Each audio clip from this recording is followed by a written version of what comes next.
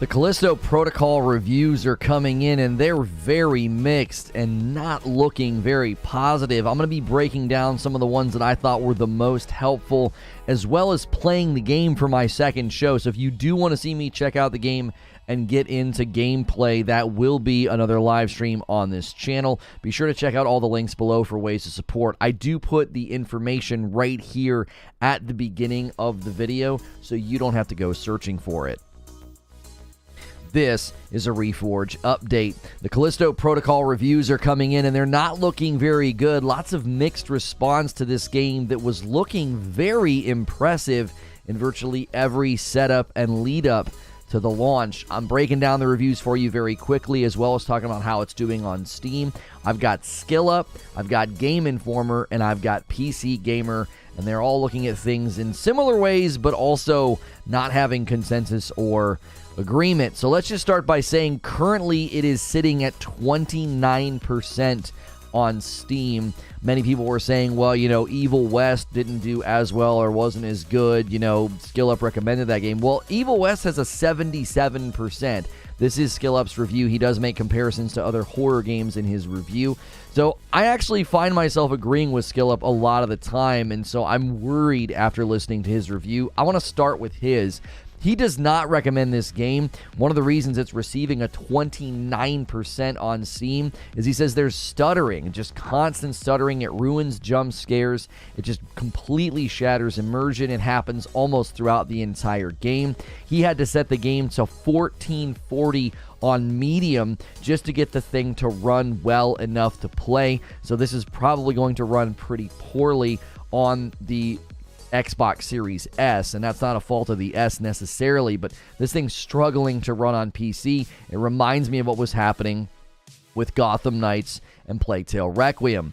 And the story, he says the story is thin, it's lacking. It's like, what on earth? This is supposed to be a gripping story, and it just isn't. I mean, that's one of the things that makes a lot of the scary horror games work so well.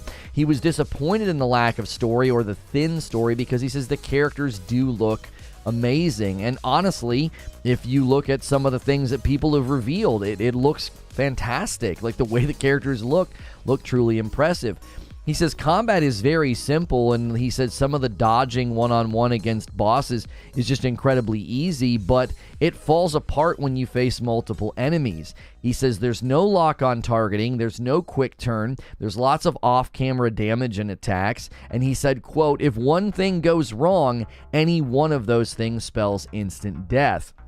Heal animation is also incredibly slow. He said, so if things go poorly and you're trying to heal, you just kind of can't recover. And so the combat did not at all deliver in SkillUp's mind. In fact, he said it was one of the most frustrating games he played this year, if not the most frustrating game that he has played. He also pointed how there's repeated enemy types. There's a mini boss you fight multiple times, and then one boss fight where the encounter is so terrible, he spoke to 3 other people that were reviewing it where they had to lower the difficulty just to beat it. This all sounds very, very worrying. And then Game Informer chimes in. So SkillUp says, I don't recommend it. Game Informer gives it a 6 out of 10.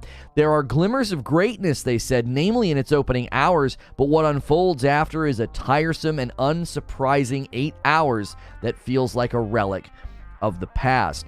They seem to like the combat. They didn't say as much negative about the combat as the way that SkillUp did, but they did share some similar thoughts. Now, one thing SkillUp said about the lock-on is it doesn't let you, but it will sort of automatically lock on, which can get pretty problematic. If you've played Ghost of Tsushima, that tends to work very well in Ghost of Tsushima, but he said in this game, it can really throw things off because suddenly something enters the frame or goes to attack you, and then you sort of auto-lock onto them. You don't really have control of it. They did share the same thoughts on the bosses that SkillUp had said. They said, quote, the final boss before this disappointing climax is an exhausting and repetitive fight that feels like those of yesteryear, the one every game has to include, even if it doesn't prove necessary. This wasn't the only disappointing boss. All of them left me feeling empty and annoyed at the lack of variance. Game Informer also seemed to have problems with the checkpoint. They said there was a bad checkpoint system. It required tedious replays of areas and fights. No matter how much they tried to kind of save it and get set up nice, they just said the checkpoint system was very frustrating at times. They said the death scenes are cool, they lack variety, and they can be buggy. Another thing that probably breaks immersion, that could be some of the hitching and the stuttering that SkillUp talked about. Combat systems can be frustrating, they said. You go to shoot, you earn that weak point shot, and then you have to reload, and then it just doesn't work. So that was something they said, you know, the flow of combat didn't necessarily work well with the systems that they built within it. They said it's not as scary, really, and SkillUp said the same thing. It just doesn't really feel like a horror game. It's like a linear hallway game where you're just fighting lots of zombies. PC Gamer is going to say similar things in a moment. They said that Callisto Protocol is still doing a lot of what Dead Space did, for better and worse, and to that end, there were moments of fun, even if in contrast, they're light on genuine terror. And they said that they struggle to nail even the basics. Lastly, PC Gamer gave it a 79%, said it wasn't that scary and it was very linear. They said Callisto Protocol wastes no time cementing the terror of its setting, and we just need to we need to walk mostly in a straight line for 15 hours and butcher our way through it. That's very similar to what SkillUp said. It's just sort of walking into very, crowded rooms and fighting zombies in a very linear way. They said that environments feel familiar and almost comforting to Dead Space fans. It just sort of all feels like a place that you've been before. They said that the gravity helps combat. There's apparently a thing where you can grab the enemies. And they said, once I learned to go into every combat situation alert to environmental hazards to turn into weapons, this approach to combat clicked. So there are apparently things you can do in combat that do help, but overall I'm not hearing very good things about the flow of how it goes. They said that the gore is more gross than shocking, and that there's lots of cliche video game moments. Overall, though, they did seem to enjoy it, giving it a 79%. They said it's engaging, linear sci-fi survival horror that spins a deepening dystopian yarn around dozens of stressful encounters. That's kind of their summary statement about Callisto Protocol. So here's my take. The reviews of Callisto Protocol sound mixed and don't look very promising, leaning more towards pretty negative. There are big performance issues on PC. Combat sounds more frustrating, clunky, and bad than actually difficult and engaging. It's not very scary and doesn't have a very engaging story, according to everything that we have heard. It's also very linear and repetitive, and sadly, this one sounds like it's going to do pretty poorly overall. Let me know what you think in the comments below. How serious do you take reviews before a game comes out? Here you can see in SkillUp's review just one final thing. He's showing just how exploitable the dodge is in one-on-one fights. This is one of the mini-bosses that you kind of fight over and over. And just sort of saying, this is so basic and so simple, but then that same dodge mechanic when you're in a group just isn't as effective. It can be very frustrating. Again, he sounded almost exasperated in his review, saying that this is, the most, if not the most frustrating game that he has played this year. As always, hit subscribe and the bell button on these short update videos. Head over to Reforge Gaming. That's where I stream live, and I'll see you in the next video. Well, what do you make of this, chat? Good morning, good afternoon, and good evening. Thank you for being here. Make sure you go through all of your ritualistic things. You don't want to be on top, chat. You won't be able to see what everybody's saying. And make sure you click all of the buttons. Thank you for a huge day yesterday. We got our member goal reset there. We do have alerts now when you super chat or do memberships. Thank you so much for that. We have an official ship date on the coffee as well. Frickmas Blend will be here middle of next week, so get those orders in. And then I am wearing a new shirt. You'll see it when it goes to the second camera. This one is from Into the AM. Make sure you guys are always supporting our sponsors. I do need to upgrade the shirt command. We try to use command so that I don't have to constantly talk about all of the various things. We're going to do that, and then I need the link. Thank you so much, Hilly, for coming in with the first member renewal of the day. 22 months. Thank you so much. Be slow to fall into friendship, and when thou art in, continue firm and constant. Socrates. That's my man right there. Thank you so much, Hilly, for being a friend, being dope, and keeping that membership going. What's good, feed? Good to see you in the chat. Sven's going to come in with a VIP membership as well. Renewal Train Hype. Members, I forgot to do your sneak peek last night. It's like not in my it's not in my flow. It was date night as well with my wife. But I did a sneak peek this morning. I gave you a little bit of a jump start on the stream about an hour before we went live. The game looked very promising. It's a bummer to hear all these negative reviews. Lazaro with a $2 tip says, I'm hoping they patch up the glitches and the hitches. Derek says, I can enjoy a game with subpar combat and clunky movement. Hello, the Resident Evil remakes. But that's because of the story and the characters. I'm already invested. A new IP offers me none of that. This looks bad. Chris says, my problem with Callisto Protocol is that for now it's expensive as heck. I'll wait when the game is patched or when it is on discount. All I can say is I have very limited income and just can't spend hard-earned money on this. It's obviously something is very wrong. Ward Huff jumping back in on a Reforge Member Plus. Thank you for doing that. Morning, Lono. Just saw the community post done by SkillUp, and man, it's not looking good. Bummer, but still wait for your gameplay later today. Yeah, our second stream, we will be diving in to gameplay. So if you guys are looking forward to that, make sure you're smashing all of the buttons like Ward Huff just did. And you guys are the best. As long as it doesn't crash and have an interesting story, I'm okay with it. Dang, this was my Christmas present, says Godson. I'll wait till a sale, and then I'll have nothing else to play. Listen, I was really looking forward to Callisto Protocol gameplay. I really was.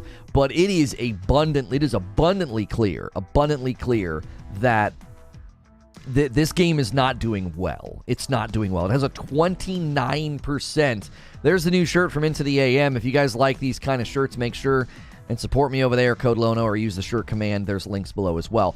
It sounds like it's performing so poorly on PC. I mean, what on earth? A 29%. If you're looking for a Callisto Protocol review, that's a review right there. Lono's gonna rage when he plays this.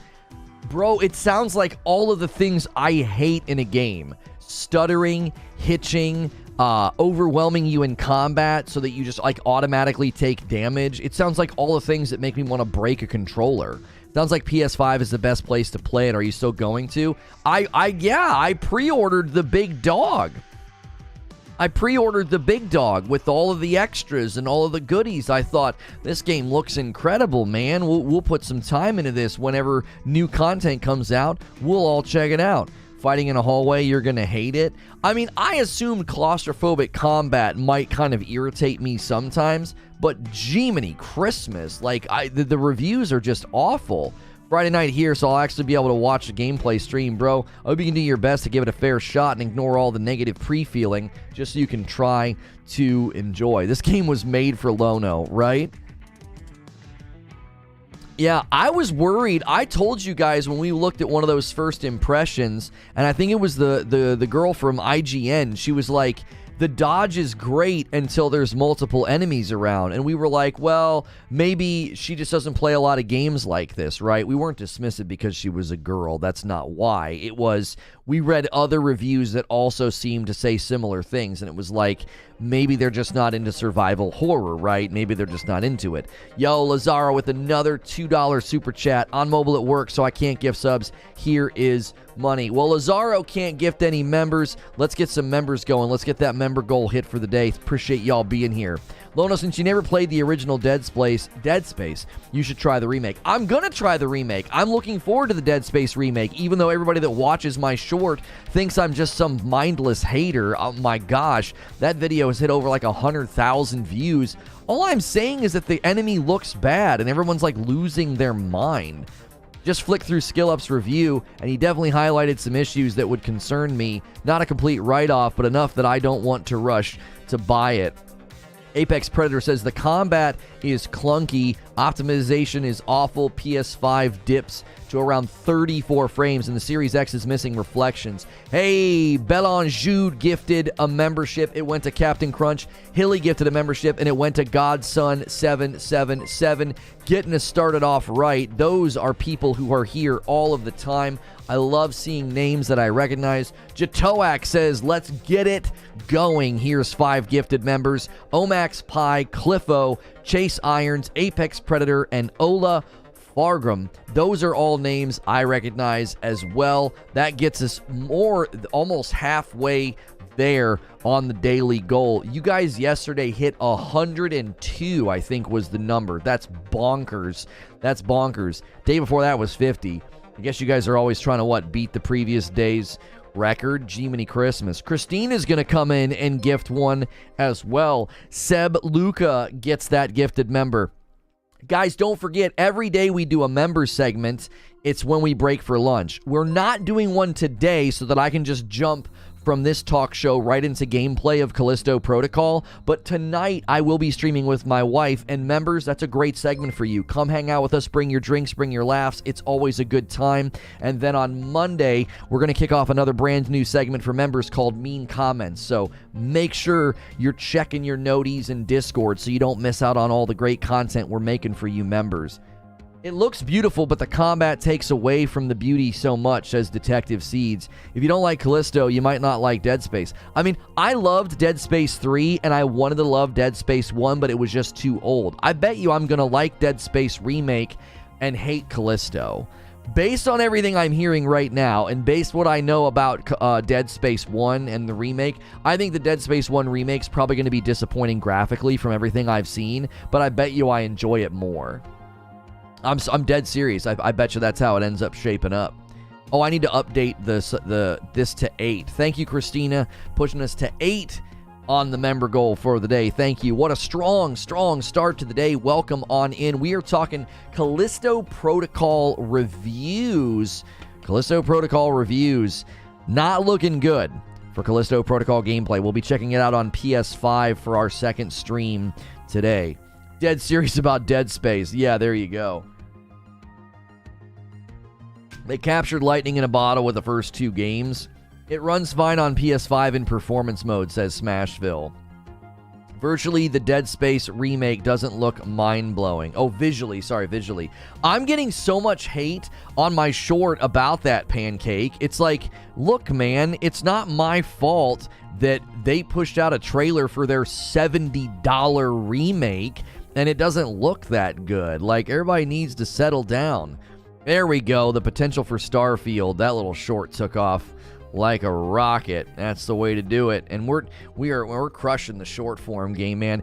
Yo, Gabe Williams. You know what my favorite thing that's happening is this right here. Since we started doing these alerts and just saying, you know, a bigger thanks and doing more segments for members, we're having more people jump in on their own. I love seeing it. Welcome, Gabe Williams, taking us to 9 out of 15.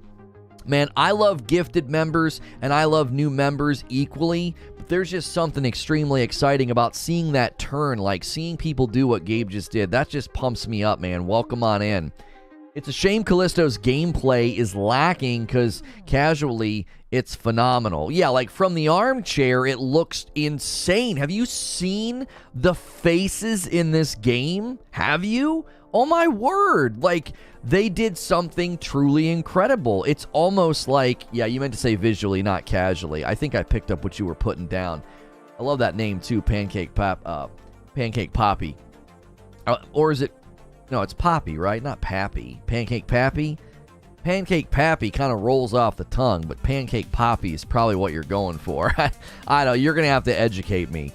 Like Callisto is pretty much Dead Space in a new engine. Well, sure, but it sounds like the engine runs like somebody filled it with cement.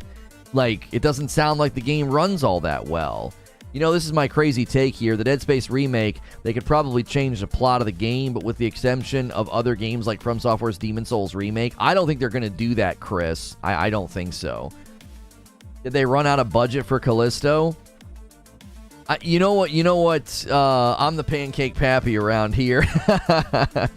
I'm on the fence about it. I need for Speed Unbound. Have you played it? Oh, I am not the guy to come to, TJ, about racing games. Racing, sports, and fighting games they are not my bag, my friend. They just aren't. The only racing game I play periodically and enjoy is Mario Kart, and the only fighting game I've ever played and enjoyed was, I don't think, any of them. There was a time maybe with Super Street Fighter where I played as Fei Long, and that's about it. If you're OG, you know who that is. He was basically the Bruce Lee version of like Ryu and Ken. The melee combat does take some getting used to, says Bro Sexy. He's talking about Callisto Protocol gameplay. Keep in mind that you shouldn't stick to it with a group of enemies as your arsenal grows. It's tough, but it is survival horror. The general consensus seems to be that the combat is just clunky and frustrating, right? It's not good. Fei Long, yes. Do you remember Fei Long had the thing where you could do 3 fireball animations like Hadouken? You could do 3 of those in a row, and he would go, ho, ho, baya! And he'd like shake his head. I freaking loved that. I haven't been all in on a fighter game since Virtual Fighter in the arcade. Yeah. Fei Long, oh, you mean Liu Kang? Sorry, Atwood, I was never a Mortal Kombat guy. Original Dead Space had the same type of feel. Dead Space 1 and 2 are the best. Gotta play Dead Space 1. It's the Rekka, or Rika, how do you say it? R-E-K-K-A. His moveset was boss. Yeah, he could do that spinning flame kick, and he'd go up. Yeah, Fei Long was freaking dope. And I just liked how he stood. He kind of, you know how they stand to the side, and he would just kind of bounce? Yeah, he was awesome. That's why I don't think people should compare Dead Space and Callisto. I think it's unavoidable, Ray. Like, I think you could probably make an intellectual argument and do a lot of nuance, and you could be super thoughtful, and you could probably be considered very correct in being like, people shouldn't be comparing these two games. And it's like, okay, but they're going to, for obvious reasons. Do you know what I'm saying? I'm not like scolding you. I'm just like, come on, man. Of course people are going to compare these games. It's literally like the spiritual Dead Space offshoot. You know what I'm saying? This would have been Dead Space 4. Yeah, I think they're comparable. It punishes you for attacking, says Pancake. If you're attacking while an enemy is also attacking, they can do serious damage to you on the hardest difficult. What about Tekken? Never got into Tekken. The only 2 fighting games I ever played at length was Super Street Fighter. I love Chun-Li, not for all the reasons people like her now. Thick thighs saves lives, apparently. She could save a whole dadgum village. Anyway, I also liked Killer Instinct, and my favorites there was like Jago and Saberwolf. Jago! Saberwolf! Yeah, those were fun. Bulgor. Killer Instinct. You know the best... Have I ever told you guys the best combo in Killer Instinct? It was in the original game on Super Nintendo, and it was the King combo. It was really, really hard to get a King combo, because a King combo was an 11, so it was an odd number, but it was the only one they did like this. It was like, Ultra Combo! You know? And it was like, Killer Combo. But when you did a King combo, it was like, King combo! I freaking loved it. I absolutely loved it. It was so hard. It was so hard to get King because it was an 11. It was an odd number. Usually you round it out on an even number around there. You know, you'd get a 10 or a 12 or whatever. But, you know, yeah. Combo breaker. Yeah. Ultra! And you're like throwing the controller down because you got Ultra. The music. Just to be clear, says Barrier, the criticism about combat isn't that it's designed to be brutal and challenging. It's that it's so bad and poorly designed it makes the game brutal and challenging. That's so hard to catch that nuance, Barrier, but I love you for that. That's exactly right. That's it. It's not that it's designed to be brutal and challenging. It's that it's poorly designed and it ends up being brutal and challenging. Does that make sense? Like, I could create an obstacle course where it's like the walls are falling down when you grab them and the ropes are frayed and they break. You're like, this is just really hard and challenging. Well, it's supposed to be hard and challenging. It's an obstacle course after all. No, it's designed poorly. It's challenging and brutal and it hurts because it's bad. Not because you did a great job designing a challenging combat system. You know what I'm saying? I think that's such a great dividing line. Points, how many points to Gryffindor? Well, I don't know. Barrier's probably a Hufflepuff.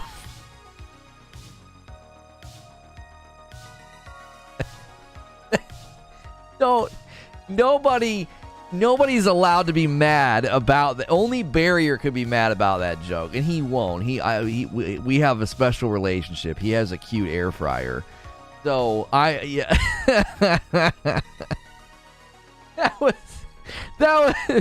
that's a fair joke. I don't know who to give. Definitely a Hufflepuff. I nailed it. I can't say it. We're in a publicly viewed video. I freaking nailed it. I knew it.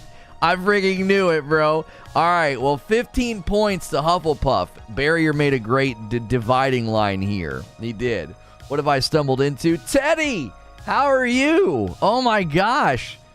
I hope you're well, Teddy. I miss some of the old school homies. If you're just tuning in, we're on the second camera right now. Hi, production bringing back center. Thank you. I don't have a production team. That was just perfect timing. If you're just tuning in, we are talking about Callisto Protocol gameplay. I'll be diving in on the PS5 for our second stream today, but what I wanted to do was give you a review roundup, and it's not looking good, all right? If you appreciate this kind of coverage and these kind of shows, you can do what Quintar Silver just did and gift some members and help us hit our goal. He got us right on the doorstep. We blasted past this yesterday and hit like 100 members.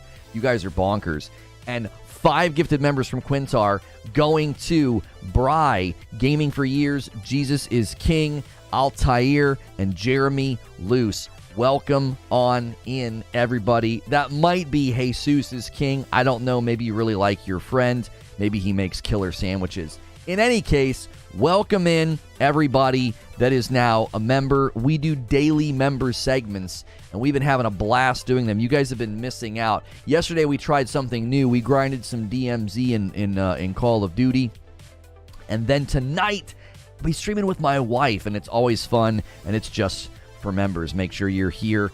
John Hall got one. John Hall came in and said, blessings, Lono. Good to see you, John. And you just got a gifted member from Quintar. Quintar's like, I tell you what, let's land perfectly on the member goal. Somebody ruin that, please. Don't let Quintar do that. Don't let him do that. That's too clean. If you want one and we land on 15, come on. Ruin Quintar's efforts here. I'm just kidding. Thank you, Quintar. I appreciate that very, very, very much. I make killer sandwiches. Dude, sandwiches are so good. Like, it's not a food type, you know? It's not a food type, but if it's kind of like a food, like, what's your favorite food? Oh, sandwiches. My favorite food type, I think, is Mexican. Oh my gosh, I could eat burritos and quesadillas all day, every day. Man, that Dead Space remake's eating good right now. Right, Wheezy? You know what's going to happen. I'm going to tell you what's going to happen. I have a short video about the Dead Space remake that just hit like 100,000 views. I can't wait till they actually monetize those. Seeing like a penny on a video like that, it's like, come on, YouTube, a penny? A penny? Anyway, I tell you what's going to happen on that short. You know what's going to happen? They're all going to come and be like, yeah, what do you think of Callisto now? What do you think of Callisto Protocol now, bro? Yeah. And I'm going to have to be like, didn't read, don't care. I'm going to have to tell them, didn't read, don't care. Too long, didn't read, don't care. I don't care about your comments. Listen, hate is engagement. I will say that. 14 months from my man Jatoak. Jatoak already gifted some members a day, and he's on a member plus. So we hit the goal. Let's go. Yeah, you know what? We hit the member goal. So thanks so much, guys. We'll see you tomorrow. I'm totally kidding. What if we did that? Listen, guys, if we hit 100 members, I'm shutting down. It's over. See y'all later. I'll see you guys on Monday. Yo, Jatoak gifting some more members. That's 5 more. Avit, Chris Wickard, Ants, Way of the Road, and Duke Delicious. Oh, Zubair, I'm so glad you're here. That's a great username, is it, Zubair? Me and Zubair always commiserate about good username. Duke Delicious is a fantastic username. He's either a jazz musician or an adult film star. It's one or the other. There's no in between there. Starring Duke Delicious. Or, ladies and gentlemen, I'm going to welcome to the stage fundamental jazz musician Duke Delicious. It's one or the other. Well, let's take some bets. Which one is he? Later, guys. I'm going to go shopping with my gifted revenue. Love the new animation. Love seeing a member train. Support a great channel. Thank you, Cody Biscuits. Wow, you like to talk a lot? That's a good thing. Jose, you have only begun to see me talk a lot. That's literally what this show is. Christina says 433 people are here and only 176 likes. Come on, people. Come on, people. No, I'm not harping on likes. Christina's harping on likes. I'm not doing that anymore. Hit it if you're enjoying the show. Hit subscribe if you enjoy talk shows like this. Monday through Friday, a safe for work podcast for you. If you enjoy watching podcasts, man, and you don't want all that swearing in your ear holes, well, this is a great place for you. Villain in a comic book? Oh no! The town has been enslaved. Ah, you forgot about me, Duke Delicious. What's he do, though? What would Duke Delicious do as a villain in a comic book? I bring tasty pastries.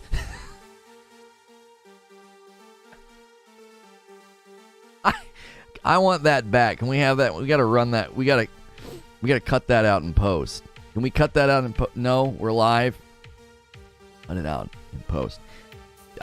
We don't. I didn't say that. Listen, people like to rag on game journalists as Wheezy, and rightfully so. I love it. I get out the bat when it's needed. But when reading the first review, the way he described the combat to me was already a red flag. It didn't read the game's too hard. It read like the game is hard because the combat's bad. Yeah, that Barrier made that distinction earlier, and he got a bunch of points for Hufflepuff. And I made a joke that he knows why I made the joke. Nobody else. Some of y'all know why I made the joke.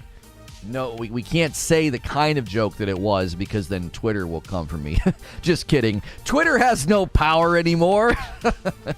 Buy a blue check mark today. So, you know, I tend to agree, Wheezy. Everything I'm reading, that's what it sounds like. Callisto Protocol gameplay is hard. Oh, get good. No, it's hard because it's bad. It's bad. It's poorly designed. That's what we're hearing. Obviously, I'm going to check it out for myself. But, you know, $8? Yes, right.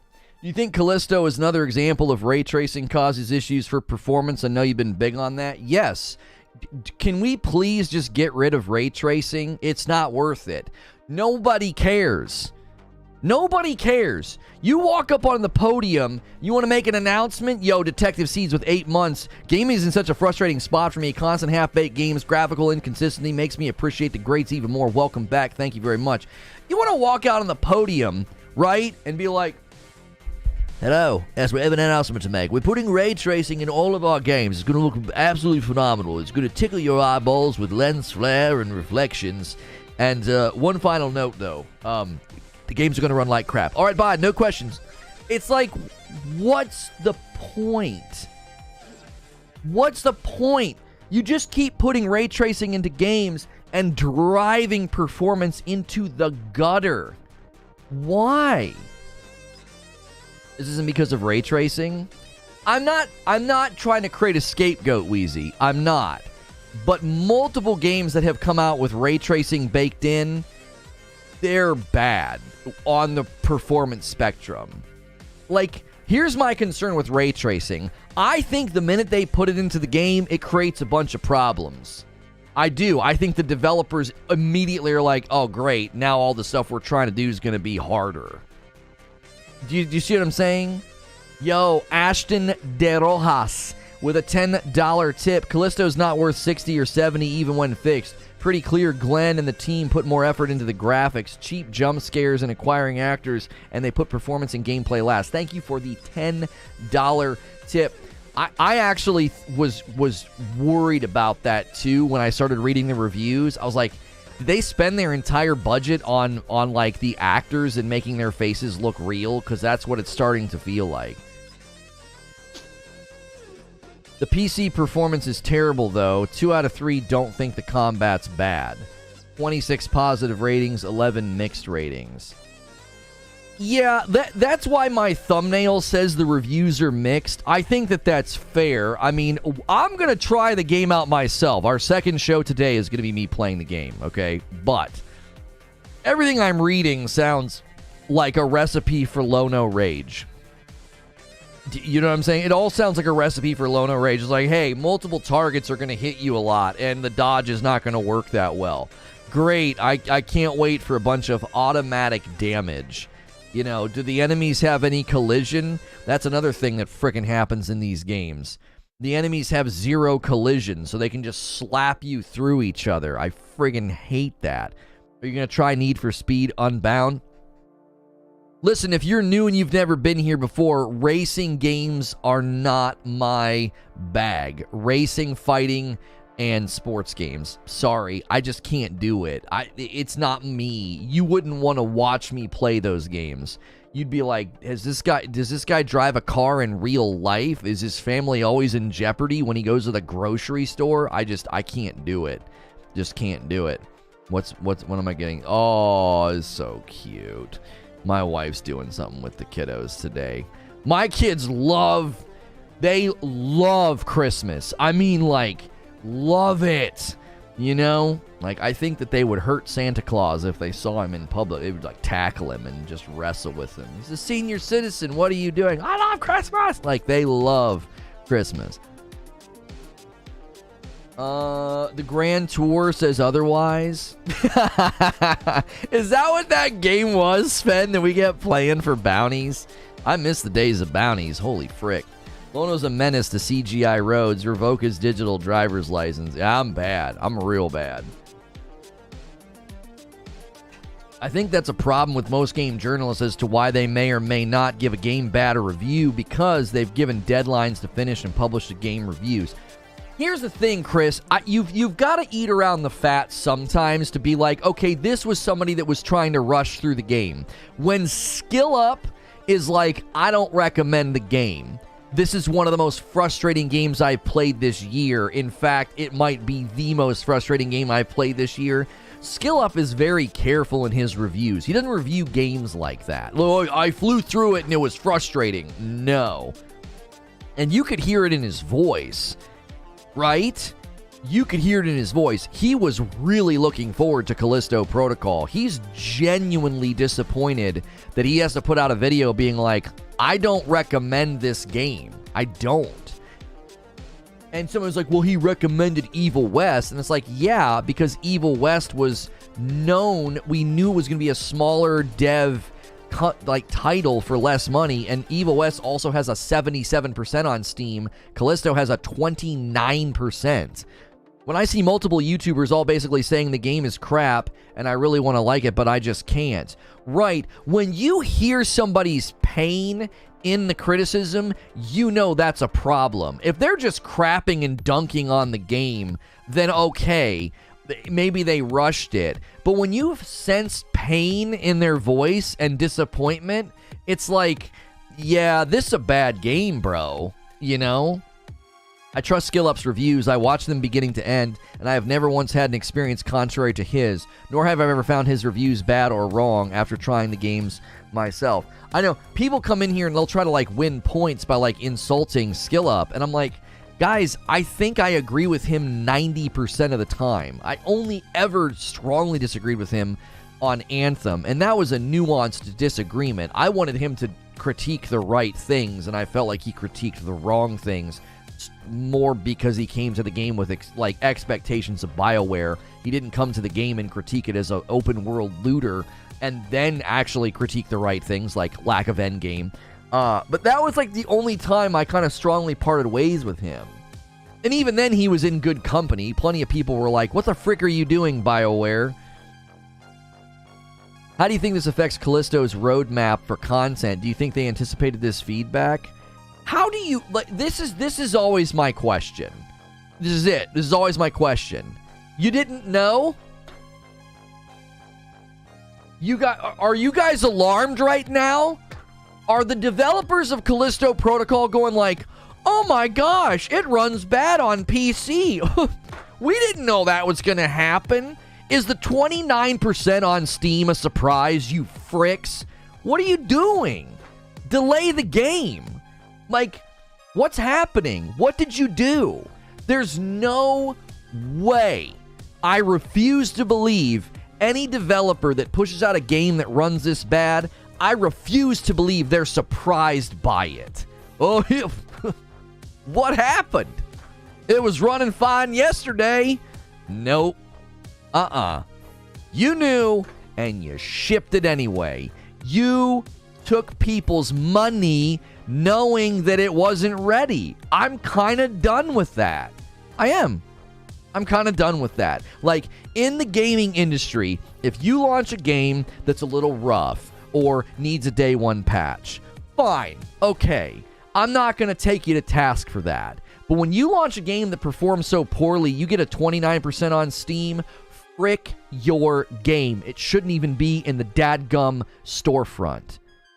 As soon as that happens, Steam should be like, yo, what's going on here? All these massive refunds? 29%? What's happening? Evil West is $60 on console. Good thing they got a $30 season pass. You know what I mean? I don't know. Fear of facing refunds if they keep delaying it, so they end up releasing it hoping it won't be as bad and ends up bad. I think because PC aren't really big audience for these games. What? Plus PC is filled with pirates. What? Many folks who never have bought a game because they pirate.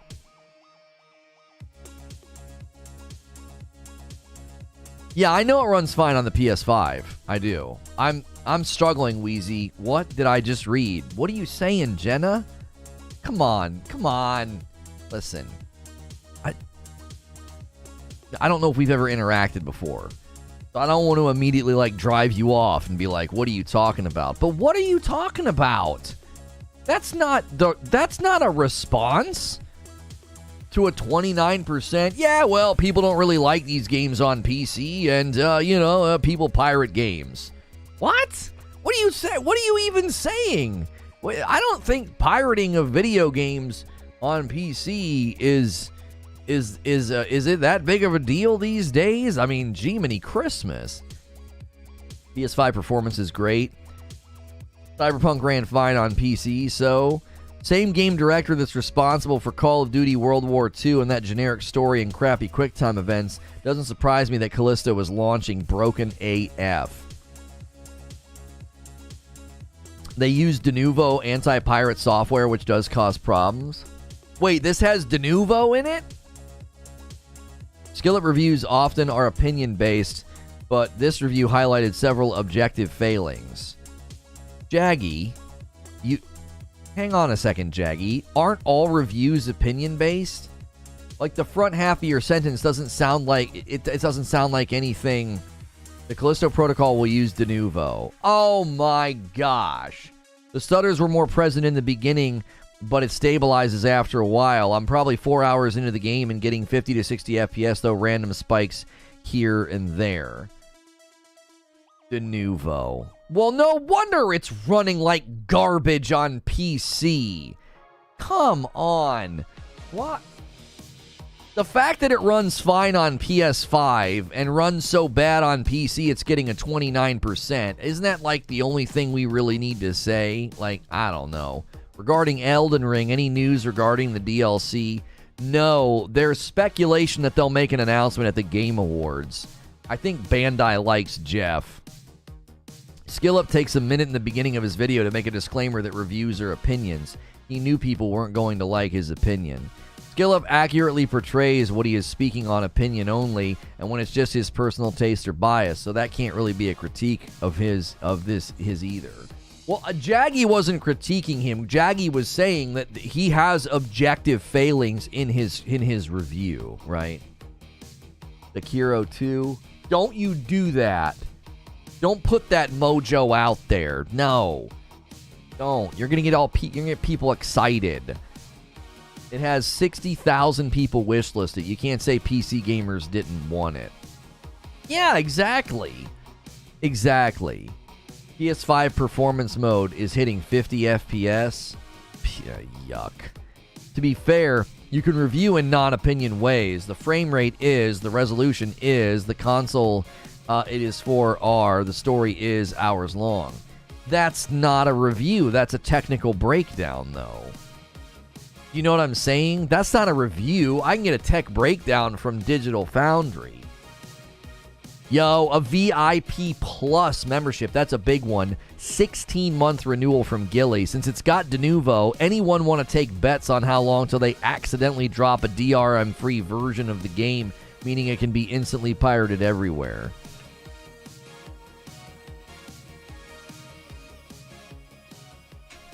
PS5 performance mode is 60 throughout. I haven't seen any drops. Paul's got a screenshot saying it drops to 50. What's that from? Whose video is that? Is that Digital? Is that DF? Is that our boys over at Digital Foundry? People are willing to give Elden Ring a pass for technical issues and are blasting Callisto Protocol for similar style issues. No, Corey. No. You haven't watched SkillUp's review and gameplay samplings if you think that.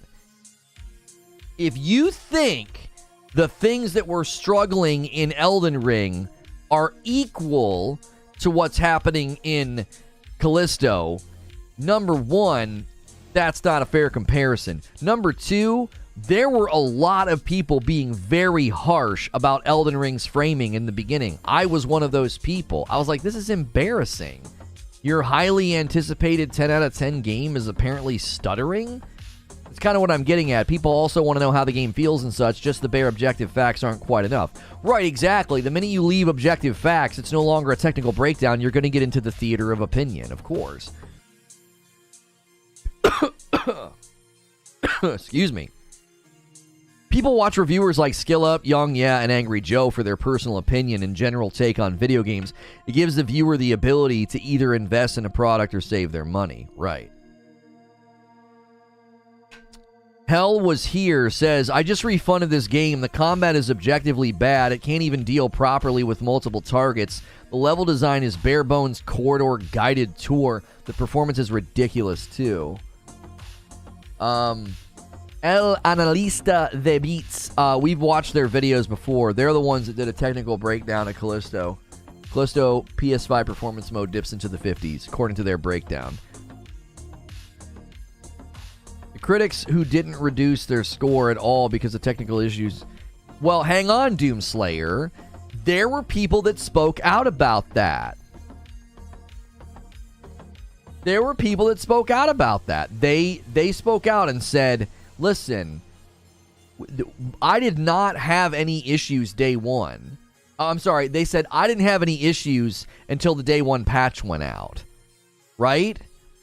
If we're having blips, it's not on my end. Sorry for anybody experiencing blips. You might need to refresh. I don't know if they're trolling Smashville. They might just be picking that name as a joke. They might be being serious. Who knows? So it used de novo and also doesn't have DLSS. Everyone craps on new games? No, everyone does not crap on new games. Are you kidding me? The latest reviews that have been coming out about games have been good. The reviews for Midnight Suns have been good. The reviews for Evil West were good. What are you talking about? People are not just crapping on a game because it's new. That's so reductionist and dismissive.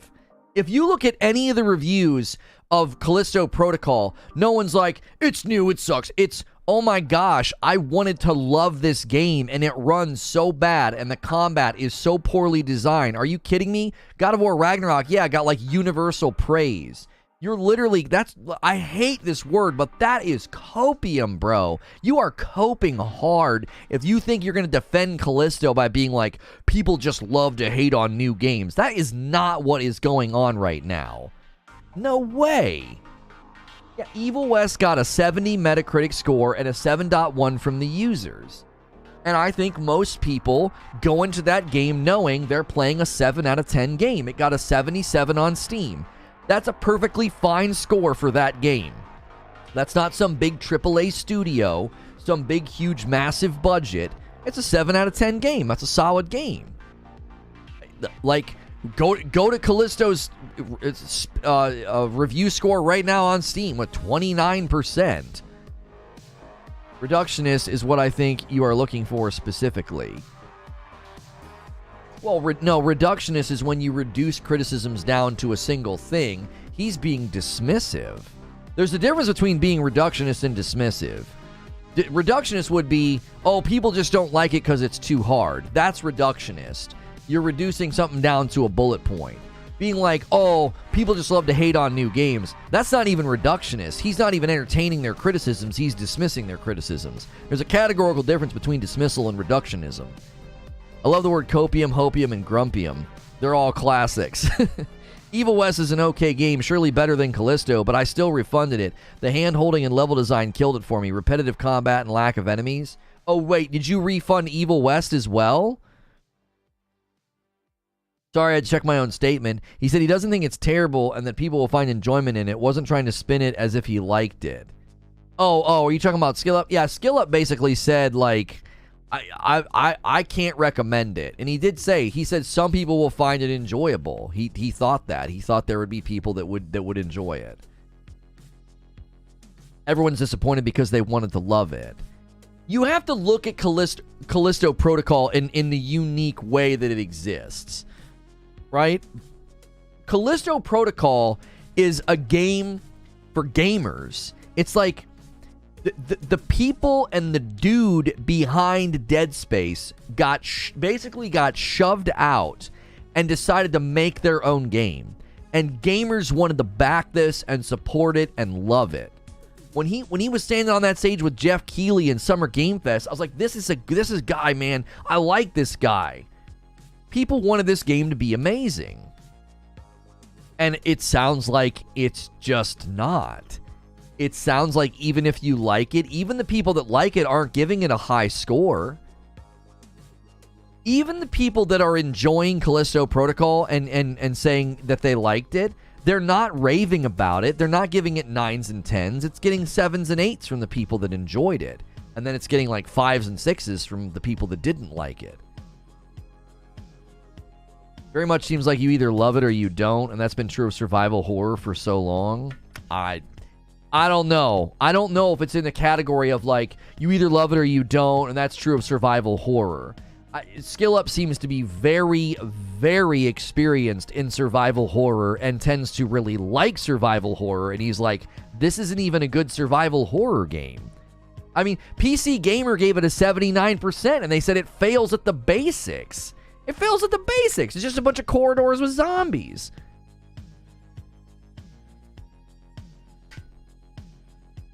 $10 out of the 37 reviews are 9s or higher. Yeah, but this is going to be one of those times where I'm going to lean on the community more than that. Because when I'm reading PC Gamer's review and they give it a 79%, I'm like, this seems a little strange given all of the performance issues that have been outlined in the Steam reviews and all of the performance issues that SkillUp outlined in his Callisto Protocol review. Who are the people giving it 9s or higher? Genuinely curious. Yeah, are these like reliable sources? Do you know what I mean? Are the people giving it 9s and 10s on Metacritic? Are these people that we would go to and say, yeah, they consistently give fair scores to games? You almost have to look at who's doing it. The gore and the blood were so terrible, I got turned off from the game, along with the fact the horror game was a dodge mechanic. IGN said 8. We covered Midnight Sun soon. I didn't really see a point in covering Midnight Suns because I'm not an XCOM guy. I kind of feel like maybe we should have planned to play Midnight Suns today after Callisto. But, what are we... Ooh, that was a good neck pop. Holy moly. I think today after Callisto Protocol, I'm going to send everybody over to the new Lego channel. Like, oh, IGN gave it a 7. Okay. Yeah, I mean, if IGN gave it a 7, I don't know. People giving it 9s and 10s, that kind of makes me wonder what in the world's going on. If you watch SkillUp show his critiques in the game and you listen to what he's criticizing, you guys will stop white knighting for the game for sure. That's what I'm saying. He wasn't like, I was bored, it's bad. He's like, look at how stupid this is. Look at how bad this runs. You know what I mean? He's almost exasperated in his disappointment. It's like, you can hear it in his voice. He wanted the game to be amazing. That's what I'm saying. You have to consider why people, I think, are being so... I don't want to say emotional. Like, I don't want to make it sound like people are being emotional, i.e. irrational. I don't think people are being emotional like when someone's like, oh, like they're being emotional. But I think people are having an emotional response to this, a strong emotional response, because we wanted this game to be great. We wanted this game to be a 9 out of 10 champion, just tour de force of horror survival greatness, and it sounds like it is a half-baked mediocre game. Like, that's why I think people are like, bro, what happened here? This is a trend with the latest titles. I'm not even mad, I'm disappointed. Nostalgia is a hell of a drug. People are saying that the game is bad. I'm really interested in what your opinion will be on the Dead Space remake. Well, I think the Dead Space remake, from everything I've seen, is not hitting the graphical thresholds that a $70 remake should hit. It looks like a very good remaster. I'm not trying to start that debate right now, but listen, I've not played it. One of my main concerns about the Dead Space remake is if the combat and the movement is still sort of the bones of what that old game is, it's not going to feel like a remake. It's going to feel like a remaster as far as the movement and stuff goes. I just noticed some animation movements and stuff in some of the trailers for Dead Space remake, and I'm like, I don't know. I don't know about this. Here on lunch to show some love and hear everybody's take. So far, everything I've heard falls somewhere between mediocre and disappointment. Why does everything have to exist in those polarities? 10 out of 10 are bust. 7 to me means it's okay. It's going to be enjoyable. 5 or below is mediocre. Nothing about this game to me is mediocre. Blame ourselves when we expected this game to be so good, and when it falls short, everyone gets disappointed, aka we need to manage our expectations with games. But Christopher, look at the way that they marketed it. Did you see the stuff that they were saying? Like, about look at the facial stuff they showed, like how real it all looked. He thinks this is bad. Dead Space is going to get a 1 out of 10. If EA's remake of Dead Space is better than the spiritual successor made by the OG creator, that'll be a big oof moment. I think Dead Space remake is going to suffer a similar fate. They acted like the game was God's gift to gaming. Yeah, like they were really talking about this game in a charged way. The rhetoric around it was charged. It was like, you know what I'm saying? They were talking about this game at a high level of excitement. And then when they showed like how they were going to be doing the faces, and they showed how realistic the faces looked, bro, everybody was getting really, really excited. I don't think I can fault the gaming community this time. Well, yeah, we got too excited, guys. They said, and I quote, "This is the first quadruple A experience." Yeah, you see what I'm saying? How is that on us? You walked out in the public and said quadruple A? What is that? I guess we're getting our answer as to why they had 150 extra people thrown at it. Yo, Space Dovahkeen with a $2 tip through Super Chat. I think the PlayStation helped push the hype too much. Thank you so much for the $2 tip. It should hit the alerts right here. Thank you, everybody who helped get us to this goal here. Look at that. We blew past it already. We've only been live for 58 minutes, and look what y'all have already done. That's crazy. Thank you, Dovahkeen, for the 2 spot. Not gonna lie, the game does feel like one of a kind.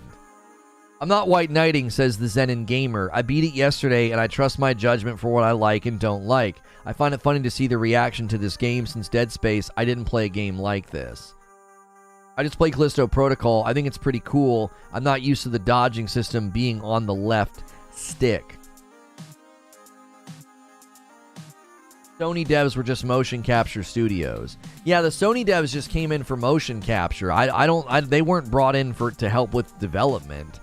Quadruple A equals 2 drunk parties get together and make a game. I would wait for Dead Space launch since everybody also thought this was going to be the standard. Can't judge it until it's out. We did again with this one, and look how it ended. Cyberpunk and now this. I'm here, says Kunal, or probably Kunal. Kunal says, after trying to play Callisto on PC, the performance is a mess. Yeah, it's got a 29% on Steam. If you're just tuning in, we're discussing Callisto Protocol gameplay, and we did a Callisto Protocol review rundown, and it is very mixed. It's not doing very well. It's scoring pretty mediocre and poor in a lot of places. You can enjoy a game that is poor quality, but it's still poor quality. Yeah, it sounds like a poor quality game even if you liked it. Even if I strip opinion and subjectivity out of it, it sounds like a poor game. It doesn't sound like a very good game.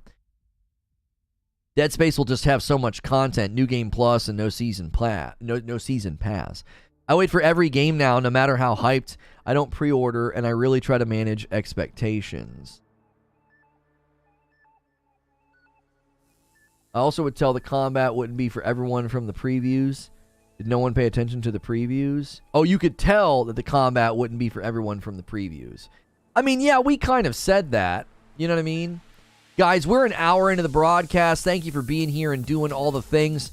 Consider pushing a button, spamming some emotes, gifting some members, all that stuff. Game Informer, morsels of fun and a far too familiar thing. Yeah, I read through their review and I highlighted the parts that I thought were helpful this morning in my show open. These various problems aside, Callisto Protocol is still doing a lot of what Dead Space did, for better or worse. I quoted this, yeah. And to that end, there are moments of fun, even if in contrast they're light on genuine terror. I'm okay with Callisto Protocol being another version of its spiritual predecessor, but it struggles to nail even the basics. Yeah, these were things I quoted this morning, Wheeze. As a result, I'm underwhelmed, annoyed, and disappointed. If you wanted anything more out of this second crack at making a new sci-fi IP and survival horror, or something markedly different than that acknowledges just how far gaming has come since 2008, Callisto Protocol is not your answer. Yeah, it's... I don't know. You know, letdown of the year goes to any coverage of Need for Speed Unbound or nah. Did that come out today? You're like the third or fourth person to ask me about that. I've said multiple times, I think you were here when I said this, which makes me curious if people are trying to troll.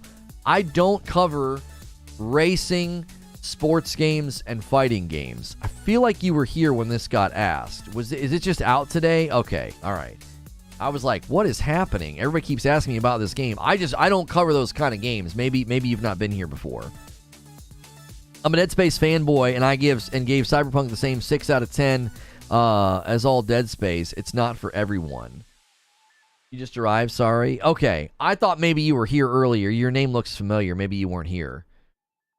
Midnight Suns, Need for Speed Unbound, and Callisto all came out today. Oh, okay, cool. I knew Midnight Suns came out. I'll tell you why I don't know that Need for Speed Unbound came out today. It's real simple. I don't play or follow racing games. You know what I mean? So that's why. I'm sorry I can't give you that coverage. That's just not my bag. You wouldn't want me to cover those games because I wouldn't have any reference to gauge them, critique them, or review them. People genuinely expecting better than like an 8 to an 8.5. I figured around an 8. No, I didn't figure that.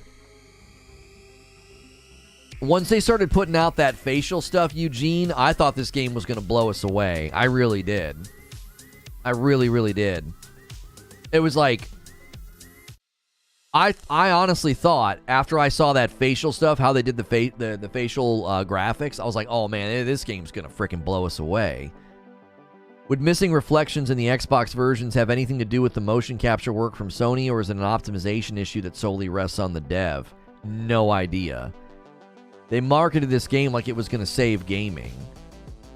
I have to finish the game before I ultimately say whether it has a chance to become a sort of cult classic, beloved by the people that genuinely like it. Don't tell me we got our hype up.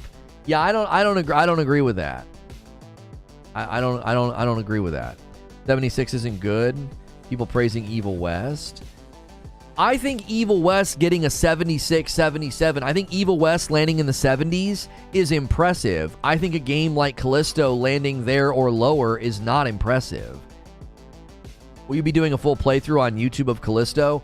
SDO, I'm generally not a gameplay channel. We typically are doing a talk show like this. Typically, if I try to go the distance with gameplay, we lose support after the first day.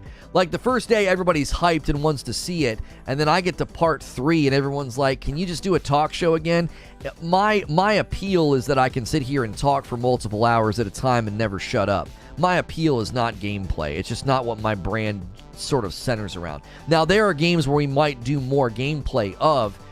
Hogwarts Legacy and Diablo 4, you may see quite a bit more, but Callisto, no, I don't think so. Any of the people who genuinely like the game, especially as a cult classic, I will never ask your opinion on a game ever again, unless I just want to laugh.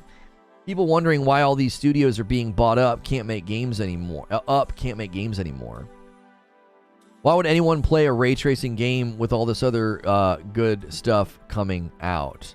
I have a birthday gift waiting from Nintendo. What is it? Is it a chance to spend money? You know, hey, it's me. Come spend money for your birthday. Look out, Chris Pratt. I'm coming for your job. Dude, voice tapes do not play in the background. What do you mean they don't play in the background? To me, Evil West is cringy, what I played so far. Not a fan. I guess some people like it. The studios that buy them make them even worse games. Same things happen in movies. Movies get critically panned, and they are beloved. Fair play, my friend. I just remember the channel during the Elden Ring playthrough. Yeah, and funny enough, SDO, I think all that did was inflate our sub count. Those people didn't come back. We got a bunch of people to sub because they enjoyed watching me play Elden Ring. And the minute I wasn't playing Elden Ring, they stopped coming back. It's super dangerous to devote that kind of time to a game. It can be really harmful. You know what I'm saying? See what I said above. Wheezy said, Lono, you're probably one of the most handsome men I know, and I just really hope that you're having a great day. No, that's not what he said. I'm looking for what he said. I don't see it. I don't see it. I said you said something about we didn't get ourselves hyped up or whatever. That's the last thing I see you say. They marketed the game that it was going to save gaming. I don't see what else you said. Smash like. You just pointed an arrow up. Wheezy, you're doing something and it's not getting through. It's getting filtered or something. I'm not seeing what you're saying. Is chat bugging out? Can you see what Wheezy's saying? I mean, I see his arrow and I see him saying, see what I said above. I can't see it. There's nothing there. You must be doing something that looks like a hyperlink or it's getting snagged as I don't know what's happening. YouTube's not letting it through. Okay, so the people that are giving it high scores on Metacritic, Noisy Pixel gave it an 85. Oh, wait, no, that's Evil West. Yeah, those are Evil West scores. Yeah. All right, I'll post in Discord. Yeah, I'm not sure what's happening. Since we judge numbers based on outlets, those are Metacritic for Evil West. YouTube's glitching a bit. Yeah, we had some blips earlier. Oh, you have to listen to the holotapes in menu. I think you just tried to type oh, I can see it. It's the experience dot it's basic. I thought that was a hyperlink probably. Evil West being in the 70s makes me want it more than Callisto. Evil West is just cowboys and aliens and isn't pretending to be some deep soliloquy or grandiose experience. It's basic and it embraces it. That's exactly right. That's exactly right, Hilly. Wheezy. That's exactly right. It's like that's how I wanted to phrase it. Like, Evil West getting a 70 makes me want to play it. It's like, oh, it's good. Yeah, it didn't look like it was trying to be some, massive, groundbreaking game. It's just cowboys. Go and do some shooty, That's not what... Callisto Protocol didn't look like it was just going to be some throwaway 7 out of 10 game. It didn't. They have ongoing content planned for it.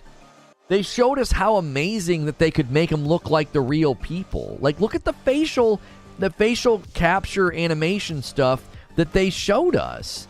I don't understand. I'm genuinely curious why people are being so like, I didn't think it was going to be that good, or, you know what I mean? I don't see Lies of P being disappointing. I don't know. I think Lies of P, FromSoft community, they might not like it if they don't do the combat right. I have a feeling we're going to see more and more games flop due to the amount of hype these days. Starfield, Redfall, Lies of P all have me concerned. Pat Stevens says, I'm enjoying Callisto. An overhyped game with a lot of advanced buzz based solely on one man. We've seen this before. Say it with me. Daikatana. That's the truth. I'm specifically taking account to time going by and how these cult classics work. When I said that and say this, I see no possible way this would ever be looked back fondly on in that way. On a totally different subject, says Dr. Red, did you see the Discords experimenting with drops through in-Discord streams? Yeah, they're also experimenting with, like, monetization, but apparently our Discord doesn't have enough chat activity. Our Discord's kind of died down because we don't have, like, we're not really pushing people there. We're generally trying to push all of our perks and benefits onto YouTube because that's where people become members, right? Facial animations look great on the PS5. I think some folks might be missing details or tired. Callisto mostly negative on Steam. Issues reminding me of the Arkham Knight PC release. What do you think of charging $70 for 12 hours of gameplay? Here's the thing, Snoop. That's a great question. $70 for 12 hours of gameplay is totally fine if I get next-gen performance. The way these characters look, the way the environments looked, I'd have been totally fine with that. But the fact that it doesn't run that well, and it sounds like it wasn't even designed that well, frick your $70 price point. You are hurting the industry. You are. I've said this numerous times. I am fully in support of a $70 price point if it's warranted. I fully support games being $70 if it's warranted, but when you walk out into the gaming market and you charge $70 for mediocre, poorly optimized crap, then frick you. You are hurting the industry. You're not helping the industry. All you're doing is reinforcing people that feel like game companies are just greedy and want to raise the prices. That's all you're doing. You're reinforcing the anti-consumer attitude of, like, consumers crossing their arms and saying $70 for a game feels like a ripoff, feels like a cash grab, feels like they're trying to, squeeze us, feels like they're trying to nickel and dime us. Like, if you are going to walk into the gaming market and charge that kind of money, you need to deliver absolute greatness. If not, then you better charge $60. It better be a next-gen experience. It better be super polished.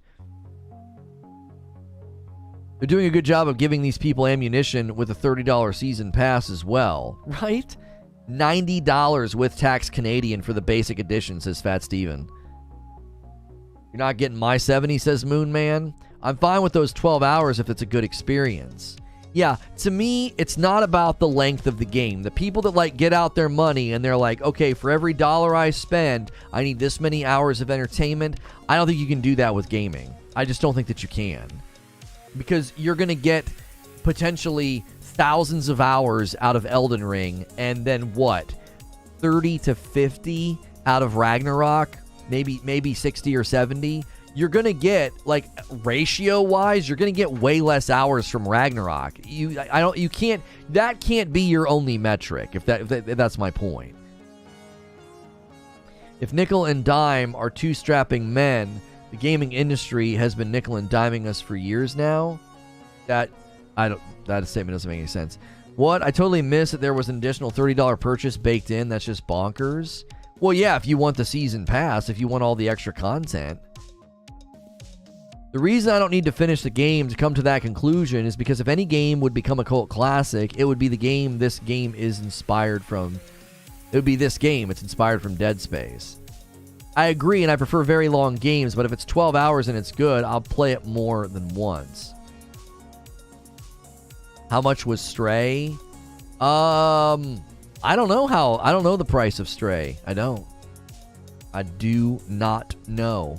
Chat, now would be a great time to spam those Lono dope emotes. Let's just see them. Let's see a bunch of thumbs up in chat. Great time to show people what they get when they do that membership. As a reminder, no members stream today in between the two streams like we typically do lunch with Lono, where members get to hang out with me and do a segment. Today we'll be going right into Callisto Protocol gameplay, but I will be playing games tonight with my wife for members. It's a great reason to become a member. We've already gotten 20 today. Welcome in everybody that's new. Make sure you've got your notifications turned on so you get to hang out with my wife and I tonight. There it is. There's all those thumbs up. That's a good reminder. Miles Morales was $50, and this is not the same value as Morales. Oh, Stray was $40. Even Skillup said as far as he knows, performance is good on PS5, PC, not so much. I got my copy of Callisto, was so hyped for this game. Now I feel so deflated by all the reviews. What a shame. Speaking of Gotham Knights, was surprised that the game hasn't updated where you get to fight Starro, the alien starfish that controls people. Yeah, it's like a underground arcade mode for 4 players. Google says 40. Stray was 30. Stray was between $30 and $40. Stray was new, though. At least it wasn't Dark Alliance PC releases, 20-year-old games for 30 each. I didn't look at any reviews for Callisto. They're not looking very good at all. Every Callisto Protocol review that I looked at, even the ones that were more favorable, it just wasn't very good. PC Gamer gave it a 79%. That was the highest review that I referenced. And I was like, they're not giving it glowing praise. And this was a game that I expected to see receiving glowing praise. There's no quick turnaround. Yeah. It's why I don't look at reviews. I do.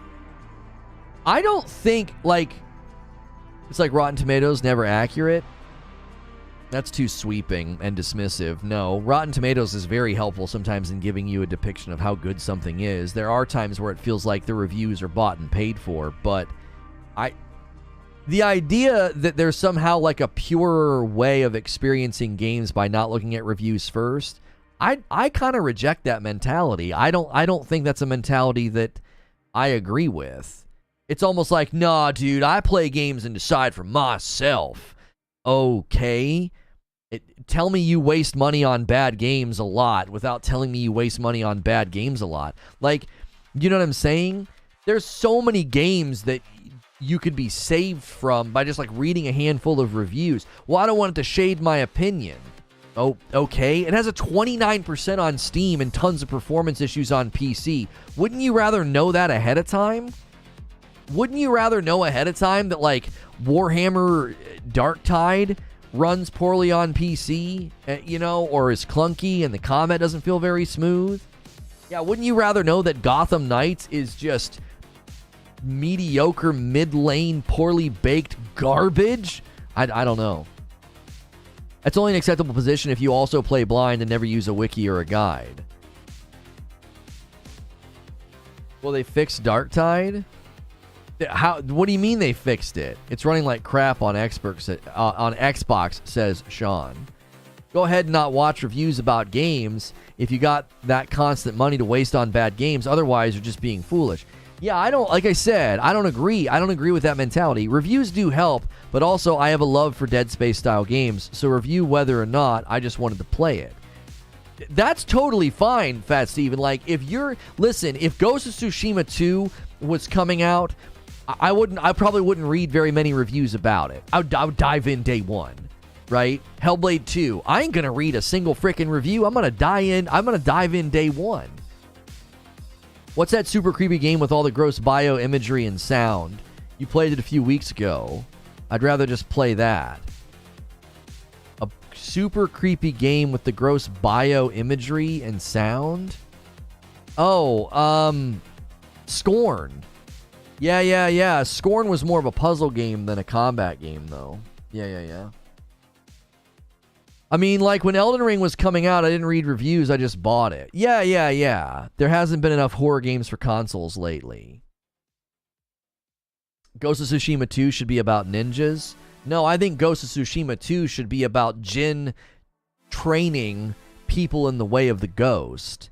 So what he would do is he would find all these disaffected samurai or people who's like, you know, their dad was a samurai, and he's training them in the way of the ghost. And then they have to go and help in different areas and regions to fight against some, you know, I don't know, some bad guy. Why is this a bad game? It sounds like a good game with subpar combat. No, I don't think it sounds like a good game at all. Reviews are tools. You don't have to use them, but they are very helpful. I didn't read anything, Christopher, that made me feel like, oh, it's a good game with subpar combat. First and foremost, can it even be a good game with subpar combat when the combat's is such a centrality to the game's quality and experience? Darktide had a horrible release. They didn't release it optimized. They didn't expand the crafting on release, and the only thing they released was monetization store. It wasn't good.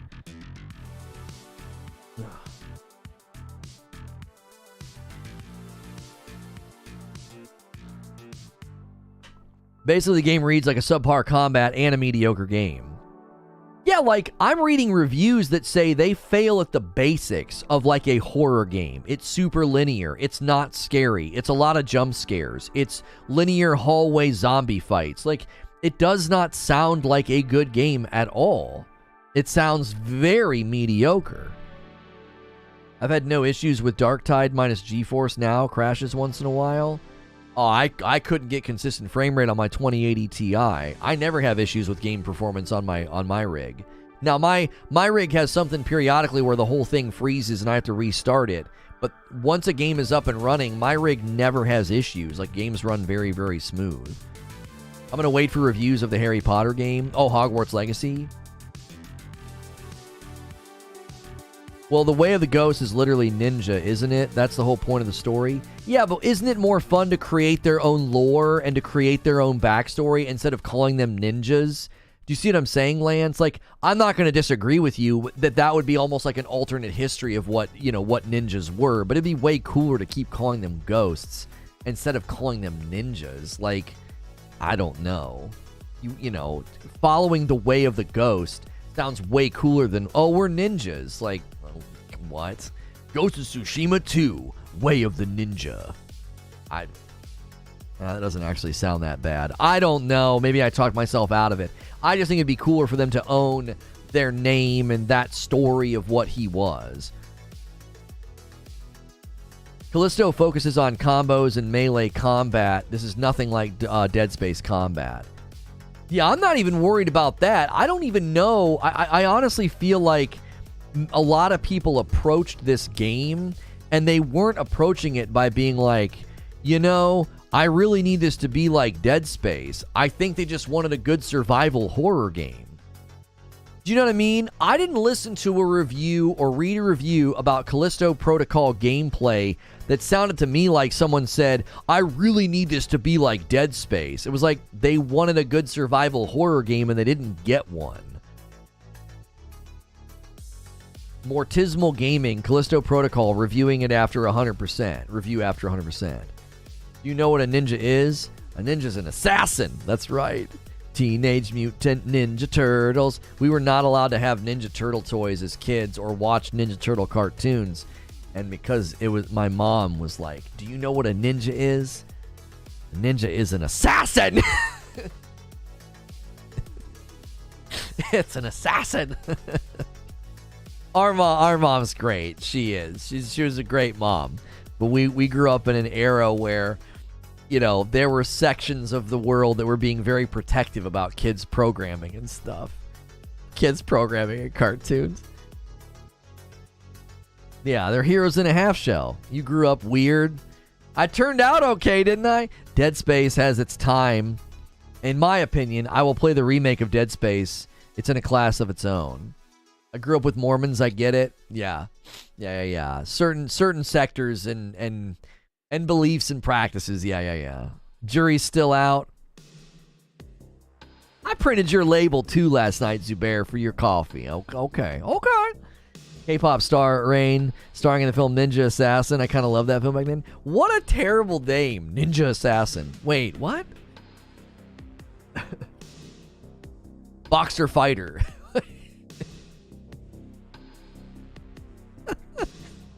What? Oh my gosh. If you're just tuning in, we are discussing, and I'm giving a Callisto Protocol review rundown. We will be checking out Callisto Protocol gameplay for my second stream today. We will be diving in on the PS5. We have heard that performance on the PS5 is good. It's not bad. It's bad on PC. I wasn't allowed to watch Pulp Fiction, but RoboCop flew under the radar. That's funny. I sent Pico a video this morning of a guy talking about the invention of fondue. I was dying. It was so funny. I thought it was very well done. Oh, man. The invention of fondue. It was very, very funny.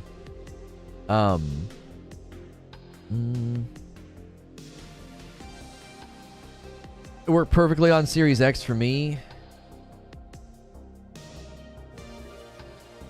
In Britain, it was called Teenage Mutant Hero Turtles because ninja was a problematic word back then.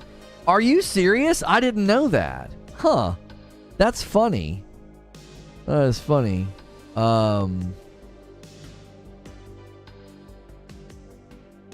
Pizza's undefeated. Just bought my mom the official RoboCop skin in Fortnite last night. Funny you guys bring that movie up. Oh, your son, not your mom. SOM. My brain saw mom, and I was like, oh, wow, you and your mom play Fortnite together? Yeah, I bought her the RoboCop skin, dude. She's a killer. She frags out, man. Would anyone love a game so much to get it into a fist fight over it? Probably not. Isn't that great? I'm changing my stance on Callisto. Right now, I have a series on my list that's essentially a Western world where magic still exists. Red Dead meets Final Fantasy. Callisto Stutter Call. Protocol Stutter Call. Just refunding Callisto. Thank God Steam lets you, says God Howard. Yeah, it is not doing well. It is not doing well. Oh, come on. Not doing well on Steam. I was actually going to pull up and see if it had dropped below 29%. They weren't even letting me view the Steam page early this morning. Oh, it's gone up a little bit, 31%. So it was at a 29, and now it's at a 31%, almost 4,000 reviews. I get my son and his cousin Fortnite skins every now and then, only because they bug the life out of me. I remember gifting like V-Bucks to my my nephews. There's another Red Dead Redemption. I won it early Mafia, like Jack and he meets the Smith & Wesson brothers. Oh, that'd be good. That'd be good. I don't know if it would work as a non-Western though. I feel like the minute you leave Western, people would be like, this isn't Red Dead. Apparently this game has mostly negative reviews on Steam. Yes, yeah, it's got a 31% on Steam, mostly negative. 3,940 reviews. Looking like it's getting pretty shredded. I wonder if Steam gets annoyed with devs launching games that get refunded en masse. Yeah, I don't actually know. I'm not actually sure how they how they typically what's their posture when something's doing poorly and getting massively refunded. Devs these days can't make level design. I wonder if it's intentional to reach a bigger audience or just incapability. Grand Theft Horsey must stay cowboy. That's what I'm thinking. Zubair says, make sure you're on live chat if you want to be. That's right. That's right. If you guys have been enjoying today's show and you've been watching for a while, we do multiple live shows throughout the week. And one of the ways we're able to do that is through your support. So make sure you're doing all of those things that support the channel. There's a variety of ways to do that. Chat can let you know the ways that they try to support and lean in and get committed. We appreciate you being here. I do have some discussion questions planned because we are sort of, it feels like we're slowing down a little bit with chat. So let's maybe stir some things on here with this question. We have another next-gen game struggling with performance, mostly on PC, but there were still some, reviews saying, some tech analysis, even on performance mode, it's not hitting 60. Is it time to kill all of these extras like ray tracing once and for all, or is this just another dev problem? Do you see this as being a new trend for next-gen games where they try to do way too much and it ends up running very poorly? Do you think this is unique to the devs? Does it concern you long-term about next-gen games? Where do you land on this? Callisto Protocol performance is sounding like it's not that good. It's not necessarily bad on console, but it's also sounding like it's going to have some issues. I blame the Series S for this bad optimized game. Yeah, I wonder what it runs like on the Series S. Oh my gosh. I really wonder. Sandybot says it's a dev problem. Curious question, what's the absolute deal breaker for you as a gamer when it comes to subpar games? I mean, this is generally how I approach games. If you can't hook me in the first hour, I'm not coming back. I'm too busy. I got too much going on. You know what I'm saying? If your game runs bad or feels bad or it just isn't good in the first hour, bro, I'm walking. Why do you deserve more time than that? Do you know what I'm saying? Goodness gracious, as a YouTuber, I get 10 to 30 seconds sometimes to convince somebody to keep watching my content. Why am I going to give your video game longer than an hour to convince me that it's worth plugging away for another 10 to 20 hours? You get an hour, and after that, I'm like, no, it's bad. If it runs bad, if the gameplay loop is bad, if controls are bad, that's usually it. I'm out. I'm like, nope, I'm done. Now, if it has a few performance hitches and a few things that you feel like, it needs a little bit of polish, but if it's overall an enjoyable experience, well, then I'll press on. Elden Ring would be an example of this. It was certainly disappointing that I had to play the PS4 version of my PS5, but it was such a good experience, I kept going. I keep using this type of an analogy, but modern AAA games are like supersonic nuclear bombers. It's hard to make. Sometimes you get the American hotness, sometimes you get the Soviet hot mess. Sifu was an example. Optimization is a big challenge in software engineering in general. Late to the party, happy Friday, chat. What's good, Michael? Some games are slow burn, but they do pay off, though. I can give a game 2 to 4 hours to hook me. After that, I'm done. Right, if I'm on the fence and I'm not sure, I'll keep going. I'll give you a second hour. I'll give you a third hour. But if I get 1 hour in and I'm like, it runs bad and it feels bad, I'm done. I'm out. Like Warhammer Darktide. I gave it over an hour and I was like, this doesn't feel very good. Doesn't run all that well. It felt sloppy. Didn't feel bad. Didn't feel broken. It just felt sloppy. It felt like a bunch of bolts were loose. I was like, yeah, I'm out. Gunplay didn't feel very good. Melee combat felt okay. And then the performance was inconsistent. I was like, yeah, I'm out. Trying to play right now, it's stuttering so bad, but I'm so interested. I put 40 hours into Darktide. I just didn't think it felt good at all.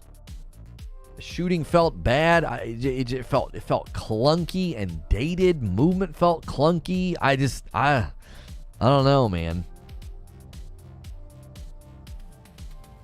I weigh out what can be fixed. Patches aren't really going to fix most of what's wrong with Callisto. Darktide's still rated higher than Callisto. That's not hard. At a 30%. I always just like the idea of Warhammer, probably the name. Always wanted to get into it, but then the games always seem so mediocre. Yeah, I feel like Warhammer is just the definition of spread thin. It's like they have this amazing lore and backstory and this ravenous, community of support, and then their games are always mid. They never feel like they ascend beyond mid. Like, yeah, it's good. It's fun. I play it with my friends. There's never raving reviews of Warhammer games. That's how I felt with Greedfall. I spent about 5 hours and just couldn't do it anymore. But it gets such good reviews. I feel like I'm missing something. Yeah, I forgot about Greedfall. That's because Games Workshop just whore the IP out to anybody who asks for it. Right, it's like anybody that wants to make a Warhammer game can. You know what I mean? Warhammer 40,000, it just sounds cool. Yeah. Just access the lore directly. It's like they make meh games on purpose. I know. The shooting felt good, dodging felt good, and the music is super hype. I thought the music, cinematics, and story in Warhammer Dark Tide were great. I was like, I'd rather watch this as a show on Netflix than play it. For starters, says Smashville, Striking Distance Studios used PlayStation's motion capture studio to help bring the Callisto Protocol animations to life. The company also contributed a lot of developers to the game's cinematics. It is also revealed now that Sony tasked over 150 employees to work on Callisto Protocol.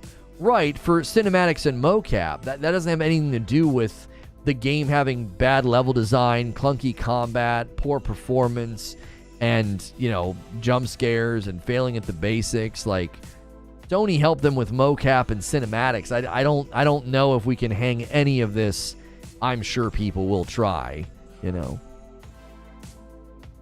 Oh, I didn't say what's up to Mo. Good to see you in the chat, Mo. Anybody else coming in saying good morning? Thanks for being here. People keep asking why. Keep asking why what? Why they needed that much help? Or if the creator of Callisto is seeing these reviews and then crushing and throwing things? I don't think so. I was worried about Callisto as soon as I saw no reviews allowed until release.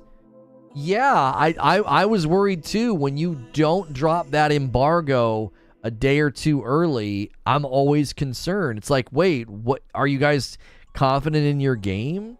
If this game's supposed to be as amazing as everybody says, if it's supposed to, like, look at the facial animation capture that they did, like, look at what the faces look like. Why would you not let people review the game a day or two early? They'll still make bank even with the refunds. I don't know if you're gonna make bank. If it does poorly and people are like, hey, they did a bad job, that can hurt the consumer confidence. It can hurt investor confidence. It can hurt future projects. Digital Foundry just dropped their review and they have stutter struggle in the title. It's a bad omen 99% of the time. Needing help and accepting offered help are not the same thing. Callisto's great. I have no problem or issues with it. Runs great on PS5. Only thing, it's not scary enough. Yeah, Raider Dez, the people that are liking it are not giving it glowing praise. They're giving it pretty lukewarm response. They're like, oh, it's good. I like it. You know, as you said, it's not scary enough. You know, a lot of people are like, yeah, it's just kind of linear. Rooms with zombies. You know, it's hilarious that they charge $20 more on consoles than on PC. Makes 0 sense for the same version. Yeah, that is a thing.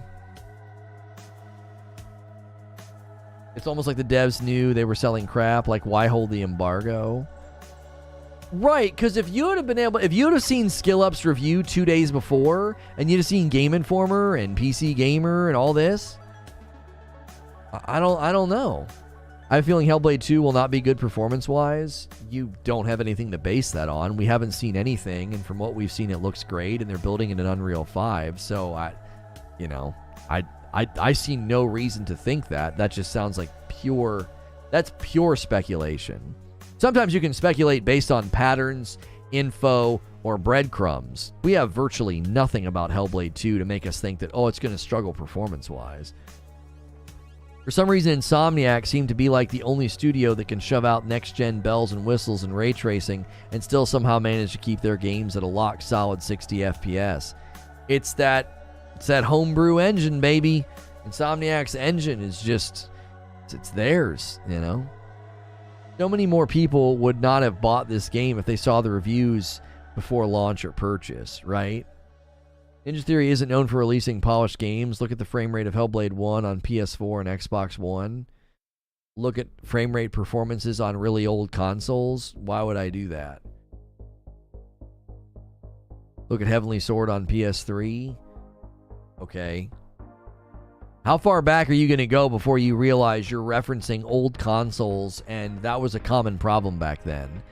Frame rate struggles on the PS4 and the Xbox One were common. I don't that's not an evidence of saying like Ninja Theory has a reputation for releasing games that aren't polished.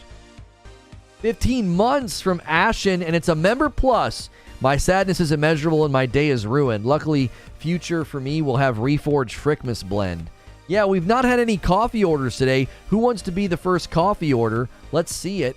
We got our Frickmas blend. I'll have it in hand next week on Wednesday.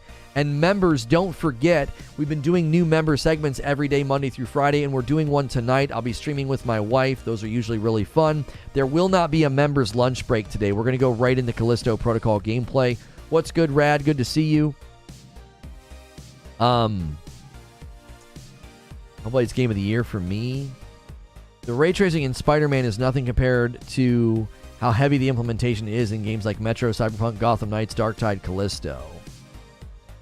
That's what I'm saying, man. I don't know.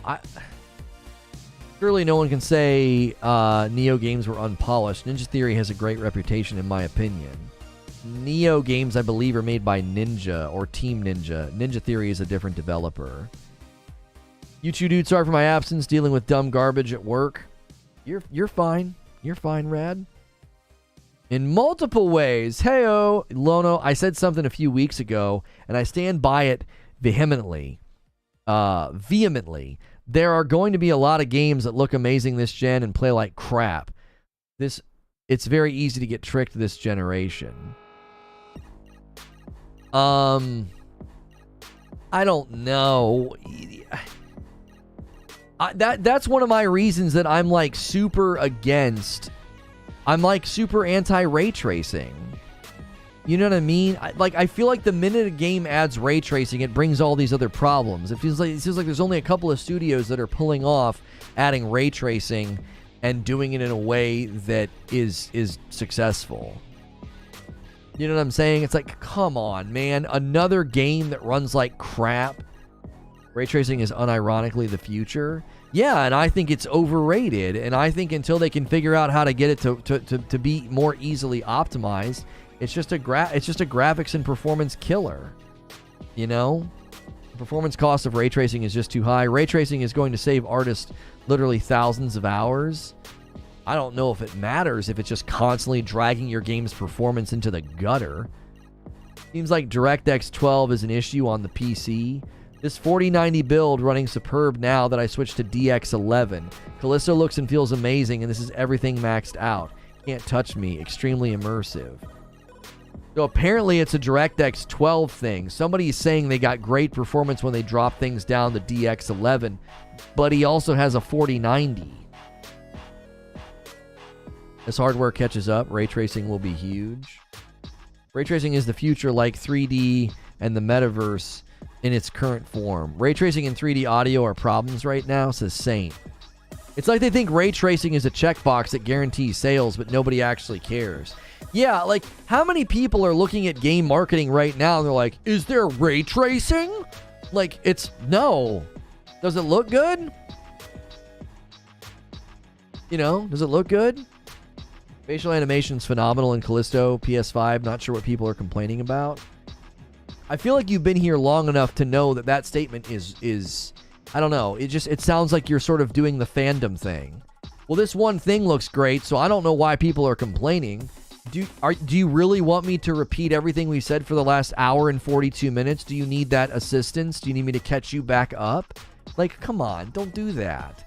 You've been here in the chat. We rattled off all the reasons from PC Gamer and from Game Informer and from Skill Up, and then other people are coming in and talking about like it's not scary, it's very linear.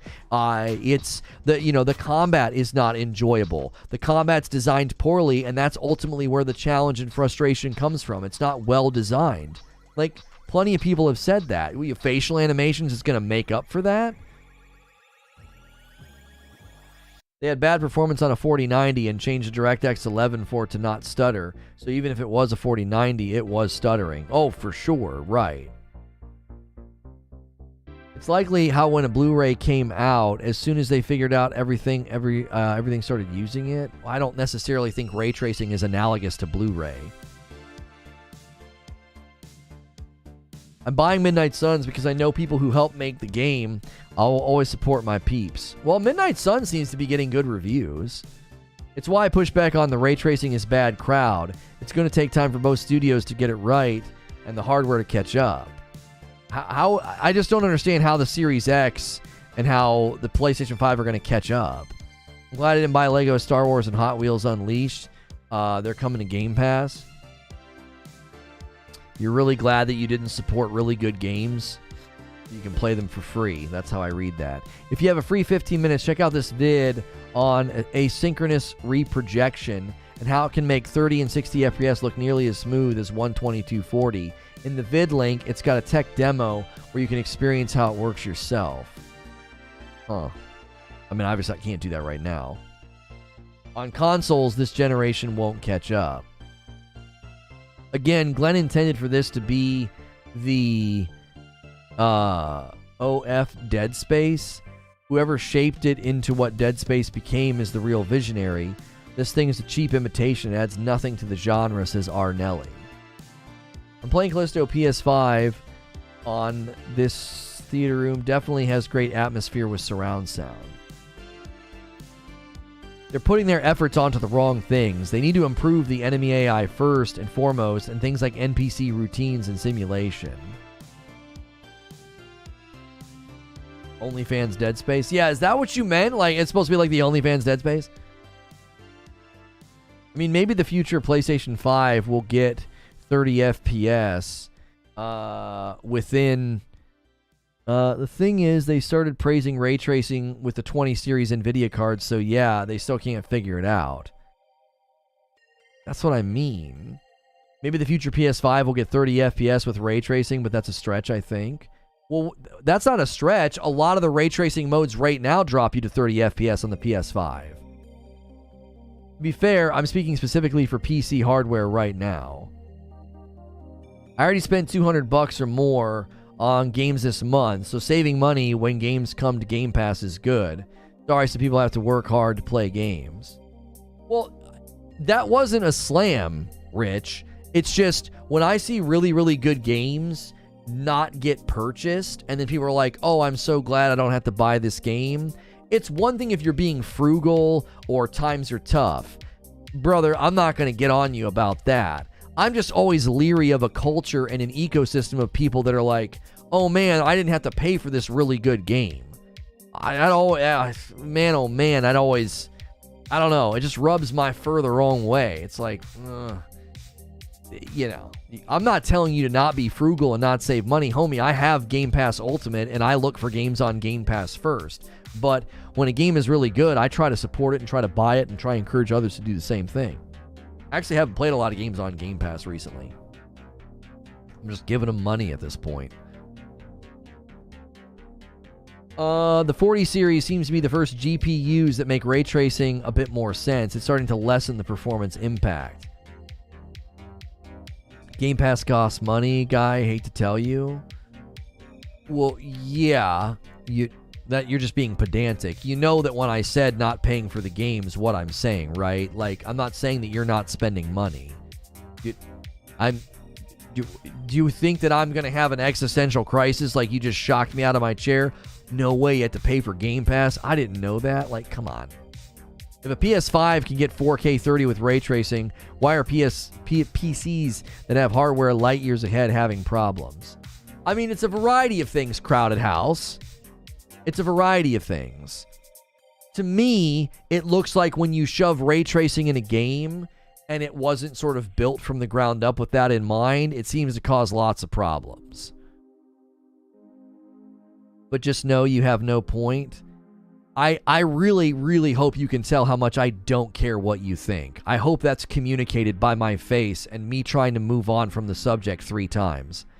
I will say this, perhaps a toxic mindset on my part, but its company's job is to make money, as much money as possible. The consumers is to save as much as possible. Right, I'm not disputing that.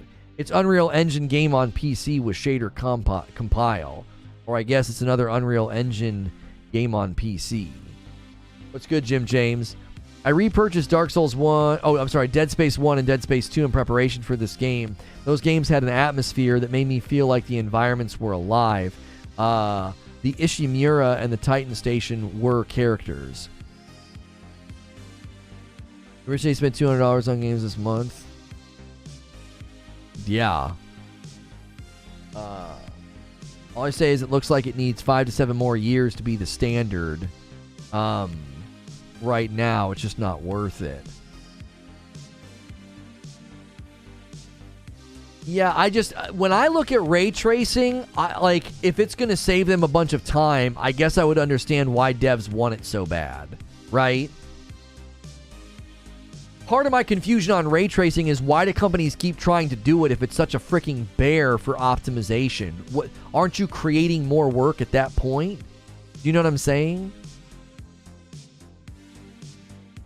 Ray tracing is an entirely different rendering process than standard rasterization, and thus, without the decades of optimization that rasterization has, rendering has, ray tracing is going to take a while to be efficient.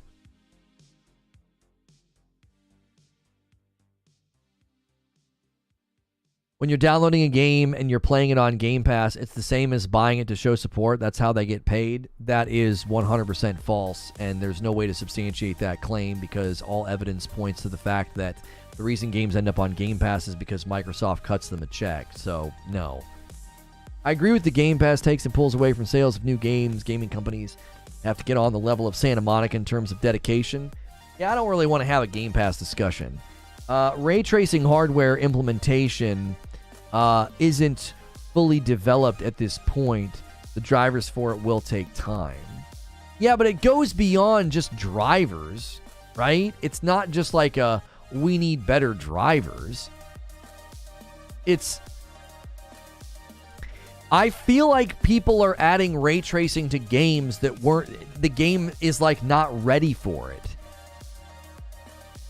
You know what I'm saying? The point is, ray tracing is we're pushing the industry forward at this point. It's going to take time. Right, I guess this would be my pushback, Wheezy. Why not figure out ray tracing in a vacuum? Why put it in your game if you're going to do nothing but lose right now?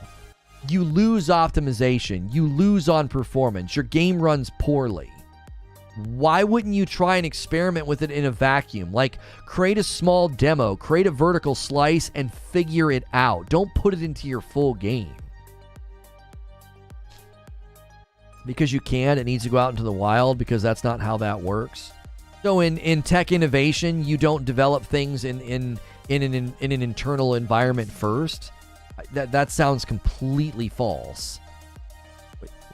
When you're developing new technology, you don't just shove it out into the public first. You do lots of private testing. In a way, I kind of feel like Lono shouldn't play Callisto at all until he plays Dead Space.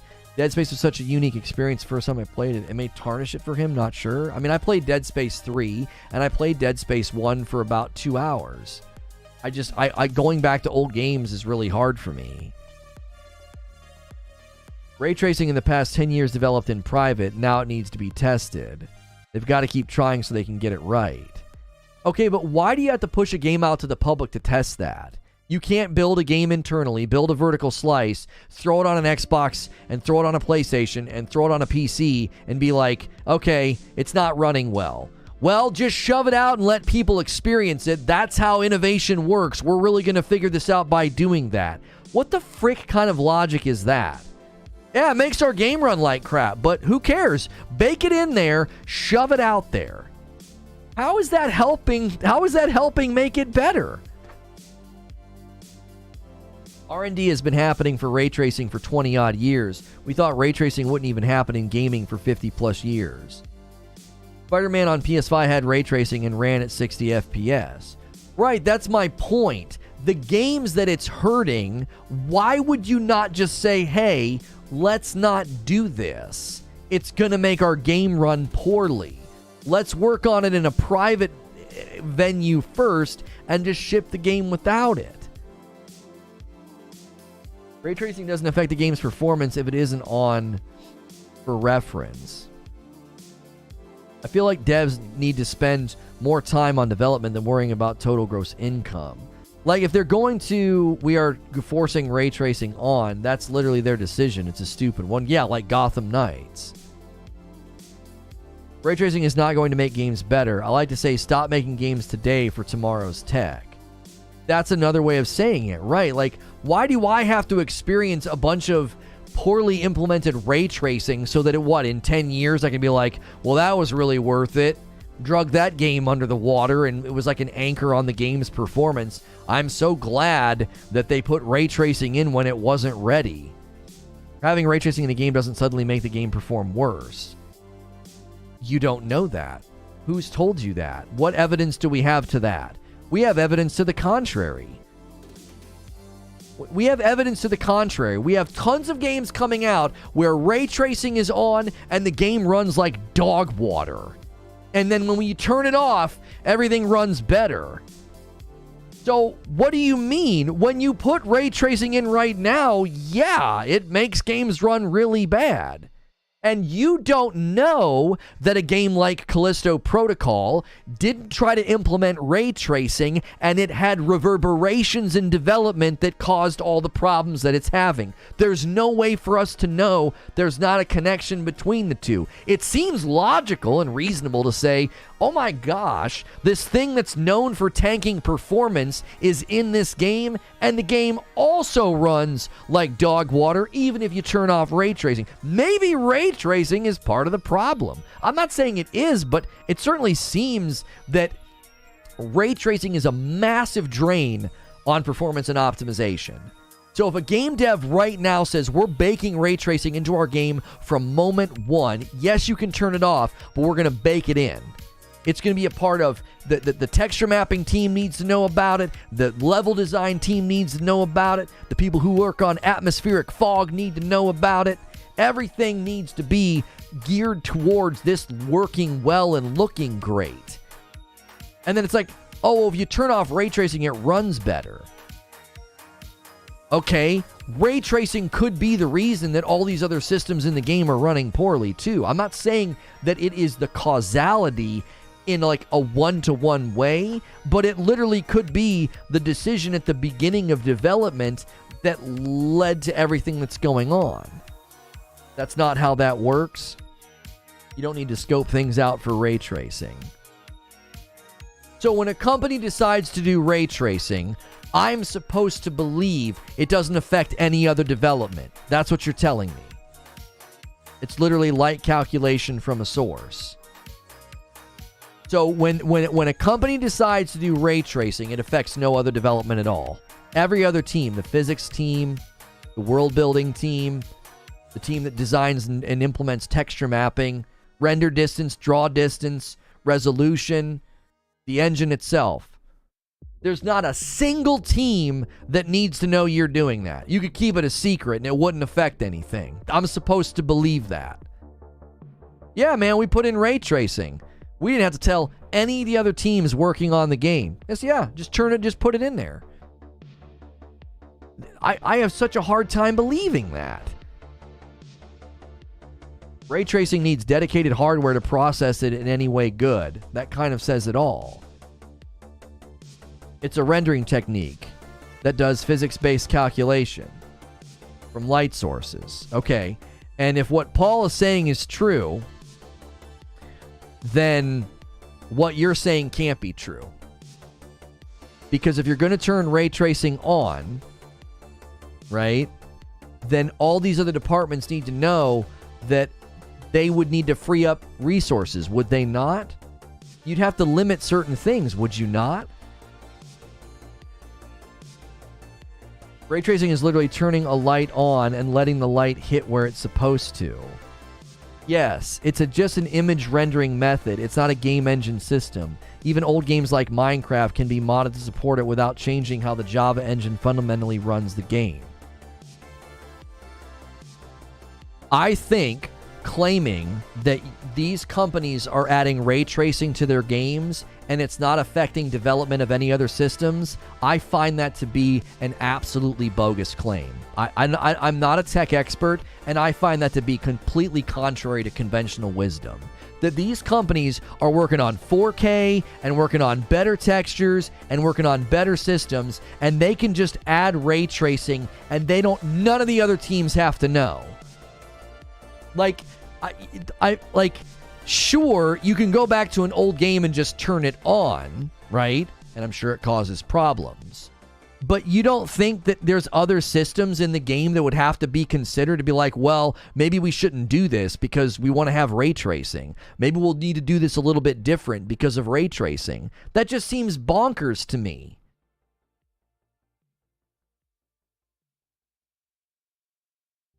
Ray tracing takes a lot of RAM also.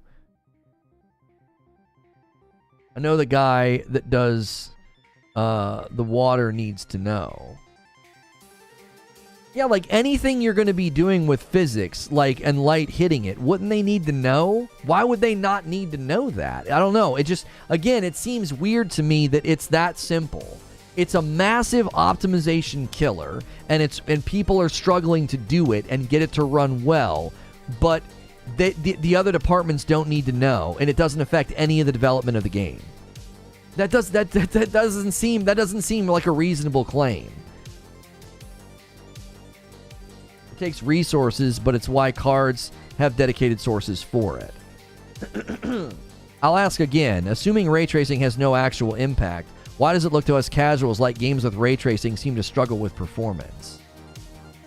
It takes resources on a specific part of the card, Eugene says, and it's why it can be just switched off. It does take some additional development, but it's not a company-sized investment. It's only the graphics team that's really effective. The rest of the studio would not be effective. It's just resource intensive. Right, but the last part of your statement, Gilly, makes it a company-sized investment. If it's resource intensive, does that not mean it affects the entire game's development? Yeah, you guys can't do that. Why not? Because we're doing something very resource intensive with ray tracing. The only way the ray tracing mode is going to work is if you guys dial that thing back. You need to trim that down. That can't be that big. That can't be that detailed. That can't have that many frames of animation. Why? We want to do ray tracing. The only way this ray tracing mode is going to work is if you figure out a way to comb that down. You need to figure out how to optimize your stuff because we want to have a ray tracing mode. Those have to be conversations that are happening. How do you think a company gets a ray tracing mode to work well? How? They optimize the game so that ray tracing doesn't murder it. So when you go and do a ray tracing mode in Spider-Man or Ratchet and Clank, they went into the mode and the game and they said, you know what? We're going to have to optimize this, and this. Texture mapping, draw distance, frame rate animations, movesets, all those things have to be optimized so that ray tracing can work and we can achieve 30 FPS. 4K 30 FPS ray tracing. So if you're going to prioritize ray tracing, it's going to affect other things. To say that it doesn't is ludicrous. It's ludicrous. There's no way any of these companies trotted out a ray tracing mode and were like, we just flip the switch and you lose some frames. No! They had to optimize the game so that that mode would work well. Which means as soon as ray tracing is a priority, it's affecting the game's development. Ray tracing doesn't cause the problems. Running the game on absolute max settings and then turning on ray tracing causes problems. Which means they have to figure out, can we run this game and can we lower resolution? Can we lower frame rate? Can we lower texture mapping as far as texture detail? Can we lower render distance? Those aren't switches. Those are things they have to test and optimize for. No, because ray tracing is calculated on different parts of the GPU. That's why NVIDIA cards only support it. The optimization of getting the cards to be efficient at making it is the bottleneck. It's like It's like you're refuting what I said, and then you keep ending the sentence by proving what I'm talking about. The optimization of getting the cards to be efficient is making it the bottleneck. That's what I'm saying. If you want to put ray tracing in your game and have it work and run, you have to go in and get it all to work right. You've got to optimize the game and the resources available to you. So when the teams behind Spider-Man and Ratchet and Clank were like, we're going to have a ray tracing mode, they had to optimize the game. They had to make changes. They had to build things differently in order to achieve that. Talking about the hardware, as in the hardware is still pushing hard to catch up, which just adds to everything that I'm talking about. If you're developing a game right now that's multi-platform and ray tracing is a priority, it is not a switch that you turn on. It is something that affects all of the things that are being built. It is. Because the only way you're going to pull off ray tracing is you have to dial other things back. You have to decide not to do something. You have to decide to cut something down or shave something down.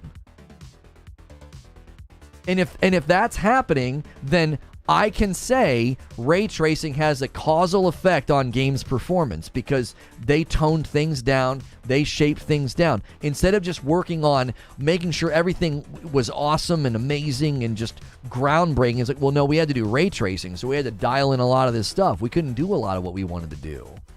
It would have been too much. It'd been too much for the game's engine. It'd been too much for the hardware that's going to process the games. It'd run bad. Yeah, you put ray tracing in, but with all the stuff that we did, it's going to run at 20 FPS. I think Rad came in and said that she liked the new angle of the camera. Look at that sexy view. What the heck? Yeah, you like that? Got all the stuff in the background. There's no way they don't have to optimize the game around when you turn on ray tracing, especially on console, to where you can't complete crash the game. Because the optimization of ray tracing is separate optimization to the rest of the game. Its effects on the games aren't as deep as you're making them seem. Those trade-offs can be reversed by turning it off. I will say I'm not speaking for console. Well, a lot of the games that we're talking about are on console.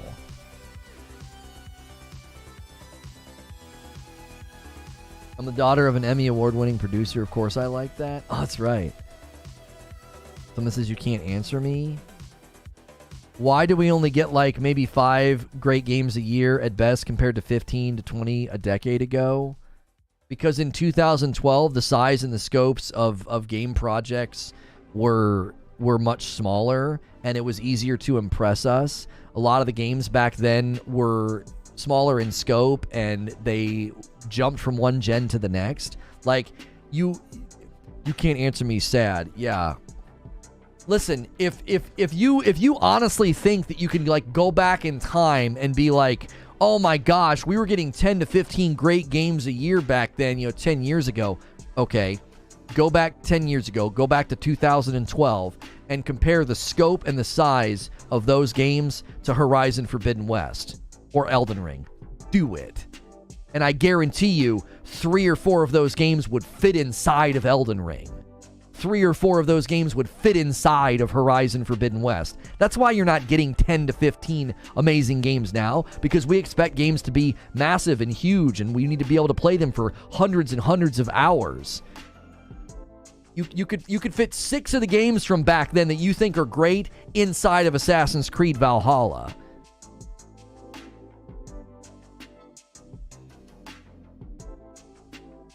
Also, I guarantee you, I could bury those 10 to 15 games you think are great from 10 years ago. I could bury them in amazing indies. I could. That's BS, though.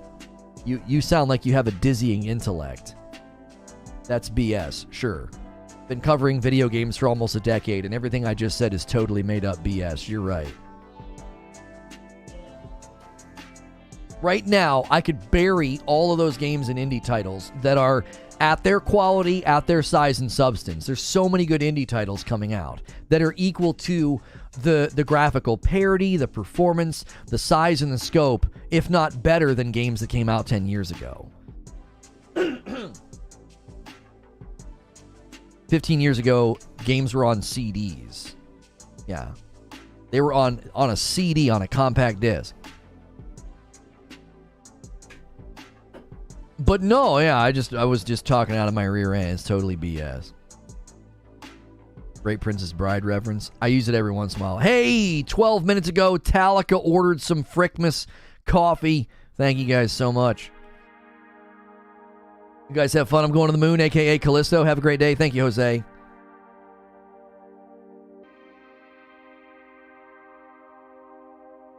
The cost on a 3090 for 2077, you lose 41 FPS with ray tracing. Red Dead Redemption, Skyrim, Mass Effect, Fallout 3, all these games are just as big. Don't give me that. Yeah, but all of those games are like once in a lifetime games. Did those games all come out in the same time? Also, you said that 10 years ago, we were getting 10 to 15 great games a year, and you just listed, what is that, 4 games? So you're a little short on your count, and I don't think they all came out in the same year. And if they did, you're a little short on your count, my friend. You got 4 games. You said 10 to 15. Where's the other 9 games? Look at the 2010 games list. Yeah, I know. I know there were big games that came out back then. I played them. I played Skyrim. I played Red Dead Redemption. I really liked the Zombie Red Dead Redemption DLC. You're not proving your point. Go and look, please. You honestly think you're gonna win? It's adorable that you think you're gonna win this argument. It is. Like, it's endearing. It's like watching a kid try to convince me that cat actually has 9 lives.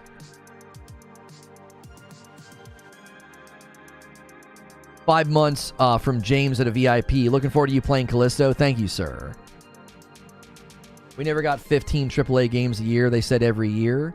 Yeah, you postured as if like back then we were getting 15 great games a year. That wasn't happening. And my point was the size and scope of games has gotten significantly bigger. So yeah, now we get 4 or 5 really big, amazing games a year. And then if you add up all the indie titles, you're going to lose that race. If you add up all the indie titles that come out at the quality of games like Cult of the Lamb, you're going to lose that race. I don't think did he say 15 years ago? I thought he said 10 years ago, Eugene. He said 10 years ago we were getting like 15 good games a year. Isn't that what he said? Why do games suck now? Yeah, he said a decade ago. He said, why do we only get about 5 great games a year at best compared to 15 to 20 a decade ago? Your count is still woefully short. In 2012, where are the 15 to 20 amazing games? Go and look at the games list between 2007 and 2012. At least 10 masterpieces a year. You know what? I don't like people like you, so I'll concede the point and then you can leave. You're right. Games suck now. The games industry is in a shambles. Everything was better back then. Go cry to somebody who cares. I don't care. I'm done with you. Funny how people don't seem to comprehend how much smaller games were back then. Just got my Gamer Advantage glasses delivered. Thank you, Chris. I appreciate that. No lie, I looked up that list. There are some serious bangers on there. Yeah, but I don't care to talk to people like him. I just don't. Because you know I'm right? No, I don't know you're right. I prefer not to talk to people like you. You're a down-in-the-mouth, Debbie Downer crybaby. Go find a channel that likes to talk to crybabies. Everything sucks. All these games are bad. We used to get 15 masterpieces a year back when games were smaller and easier to develop and bandwidth and scope was smaller. Go somewhere else. I don't like people like you. You're unpleasant. You are. No one wants to hang out with people like you.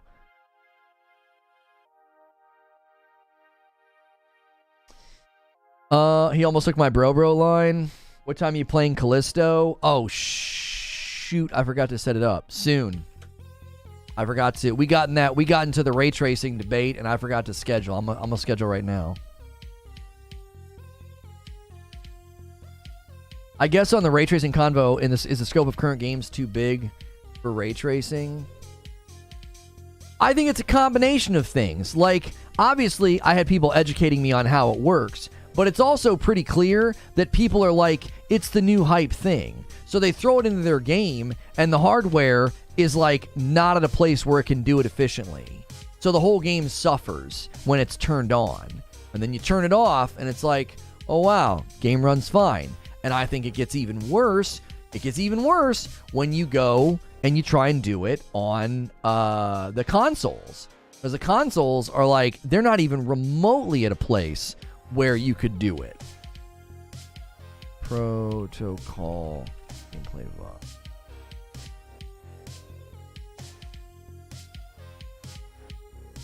There we go. I gotta get my thumbnail saved. I didn't have my thumbnail saved. There we go.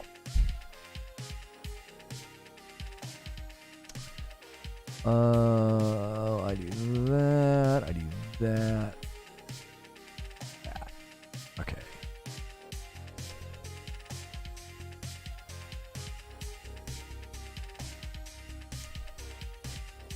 I just never understand people like that. It's like he just comes in and he wants emotional validation for his unhappiness.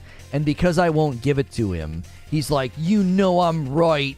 You can't just go look, bro. Go look, bro. It's like, dude, I'm sorry that you're like at an emotional place right now where you need validation from a complete stranger on YouTube, but I'm not going to give it to you. I'm just not.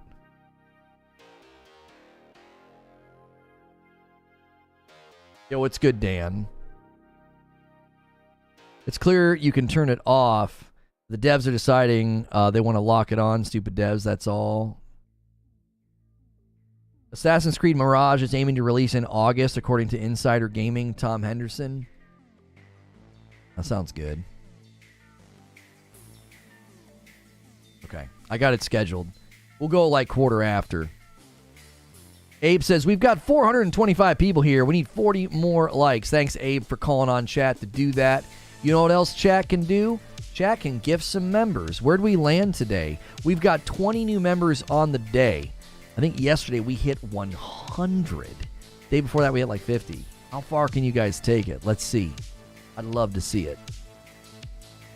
My bias, I think fantasy games from back in the PlayStation 2, PlayStation 3 era were better than nowadays. That's my bias. That's the thing, like, go back and play those games. Do you know what I mean? And when you do, you sort of see with open eyes. You're like, yeah, these games were great for their time, but go back and play the combat fluidity in Red Dead and Skyrim, and then come play a new game. You know what I'm saying? It's like, oh, there were so many, they're masterpieces. Yeah, for their time. And we're getting masterpieces now. We're getting amazing games now. We're getting award-winning games now. We're going to look at all the games that offer ray tracing on console. It is actually implemented really well on console versus games where it actually tanks games. Well, I wasn't trying to drive a narrative where it tanks games, but we've had a recent run of games who put ray tracing in, and their games run really poorly. There was a next-gen update for the first Plague Tale game. The game runs fantastic on next-gen systems. What the frick did they do? And it all seems tied to lighting. Look at any of the tech analysis of Plague Tale Requiem. All the performance issues seem tied to lighting. Look at Gotham Knights. And here comes Callisto Protocol, another game running like dog water, and you got all this ray tracing. So it's really hard not to be like, some of y'all are doing a really bad job with this. Are you just shoving it in? Are you cutting corners? What's the deal here? Akuta Papa with a $10 tip. Ray tracing is transform and lighting in the modern day. People said the same thing about TNL back in the day. Also, the only way the one guy's argument works is because Skyrim released yearly. Thank you, Akuta Papa, for the $10 tip. There it is on the alerts. By the way, when you guys gift, it hijacks the alerts because it gives a chingering for every single one. So they were enjoying that yesterday. They were having fun with it. Runs great on PS5, but hearing horror stories about PC. Runs awful without RTX, though, on PC. I watched Digital Foundry's video on it. It's fine on PS5. Hey, my man AOZ says, let's get it going. Let's get it going. 5 gifted members. Air Drogmeyer, Twisted Logic, Elaine Serminara, Francis Lanthier, and Sean 4050. There we go. There we go. We need the for the alerts. I'm not doing that. There we go. 25 members for the day. If you just got gifted a membership, you have access to all the member streams that we do. And we appreciate you being a member now. We do those Monday through Friday. Feel free to pay it forward, gift a batch to somebody else. Callisto Protocol actually runs well on console, though, especially on the PS5. All the people saying it runs bad are on PC. Yeah, but the performance mode of Callisto Protocol on PS5 is hitting like 50 frames. I don't think that runs well. Nope. Nope. That's below my expectations. You don't get a gold star from me. What's the game for tonight? I've not thought about. I don't know what we're gonna play tonight, Tech. I don't know. I thought maybe we could show you guys us playing Dismantle together. That might be kind of funny. Or we could just find some good party games. It has drops to 50. It's not running at 50. Okay, so if it only drops to 50, that's fine. That's fine. Then I guess you could say it runs well. I don't like performance modes not maintaining 60. I'm like, come on. Turn all the stuff off, dude. Give me 60. Watching SkillUp's review, it may run fine on consoles, but the combat's garbage and it still doesn't really work.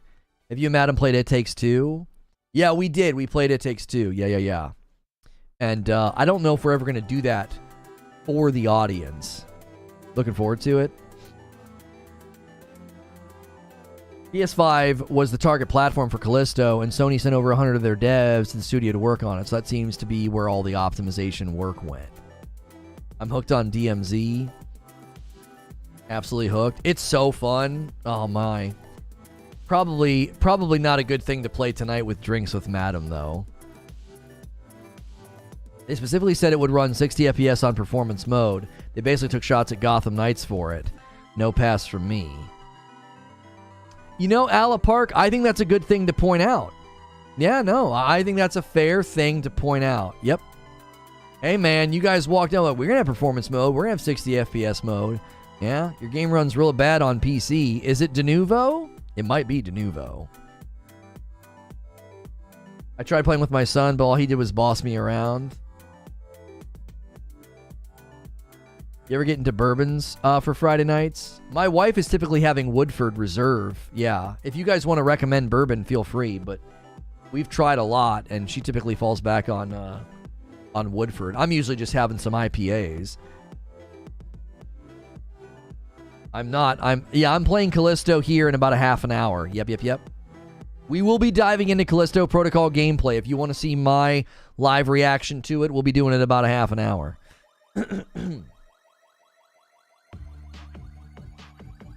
The beer fridge stocked up. Yeah, I got Total Wine making a delivery today. It's just my 4 usuals that I like to get. I like to get the Hazy Jane, the Big Little Thing from Sierra Nevada, Elysian Space Dust, and Bat Squatch. Those are usually the 4 I grab. I'm not getting that peanut butter liquor anymore. That stuff's dangerous. I can't have that in the house. I recommend Jefferson's Aged at Sea, good Kentucky bourbon. You're playing on Steam or PS5? I'm playing it on PS5, yeah. I avoid playing games on PC lately. I just don't like dealing with it. Blanton's, Angel's Envy, Basil Hayden's. Listen, if you guys are gonna make a bunch of bourbon recommendations, we'll probably need a room in the Discord for it, and she knows what she likes, so y'all are footing that bill. I ain't footing that bill. Oh my gosh. Yeah, I don't do the Hazy Little Thing. I like the Hazy Little Thing, but I like the Big Little Thing. It's like really good. Philip said with his 2080 Ti, he had to drop the settings to 1440 medium with ray tracing off, and he still got drops to 40. Yeah. Yep. What is this peanut butter liquor? What's the brand? You guys know the brand. I forget the brand's name. I could pull up Total Wine app and tell you. Yo, the Cisco just jumped back in as a member. Yeah, Screwball, thank you. Screwball peanut butter whiskey. It's gross, avoid it. I think it's fantastic. I cut my hand on the, Oh, you can't see it because it's mostly healing. I have a slice here, here, and here. Because whenever I broke that, like, metal casing around it, it stuck out and made these sharp points. And the other night I went to twist the cap off, and it just like, it like sliced my hand. I was bleeding everywhere. I was like, what the I was really upset. Like, are you kidding me? It hurt real bad. Ballatin peanut butter chocolate. Oh gosh, get away from me, dude. That's the devil. If liquor tastes really good and it doesn't taste like liquor, I can't have it in the house. I'll have like a glass. I don't have a shot. I'll have like a glass of it and be like, hey.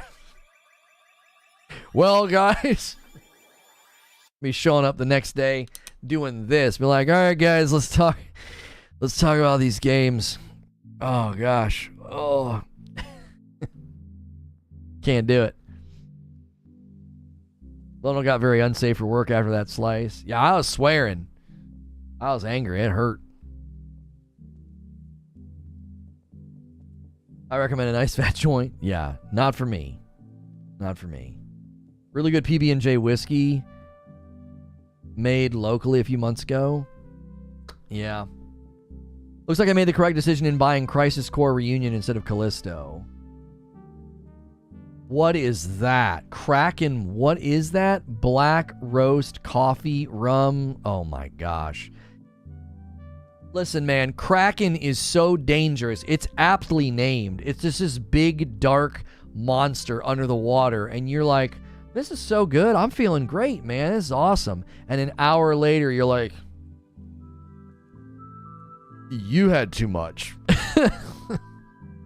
Kraken is so dangerous, bro.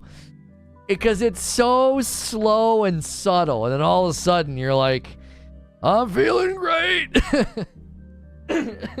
I feel amazing. Oh, man. For JRPG fans, we got Chained Echoes this month as well. I'm really bummed, man. I was looking forward to Callisto Protocol. If you guys are just tuning in, we did a Callisto Protocol review roundup, and we will be diving into Callisto Protocol gameplay shortly. I will be playing on the PS5, so make sure and stick around for that. The thing we've been doing lately is when we need something to happen, we spam that Lono Dope emote. So spam that Lono Dope emote. It's a great way to motivate people to become a member, gift member, or do all the things. Thank you guys for being here today. I love seeing my emotes in chat. Get your hands on that Black Steel Bourbon. It's sold out within like 2 hours. Yeah, release the Kraken, Liam Neeson. That's exactly what happens. You're like drinking it and enjoying it, and then all of a sudden you're like, what happened? You know? I had to rewatch the dadgum Andor finale because my wife had some Kraken in the house, and I was like, oh, let me have that. And then I was like, oh, I'm feeling pretty good. I'm gonna have a beer.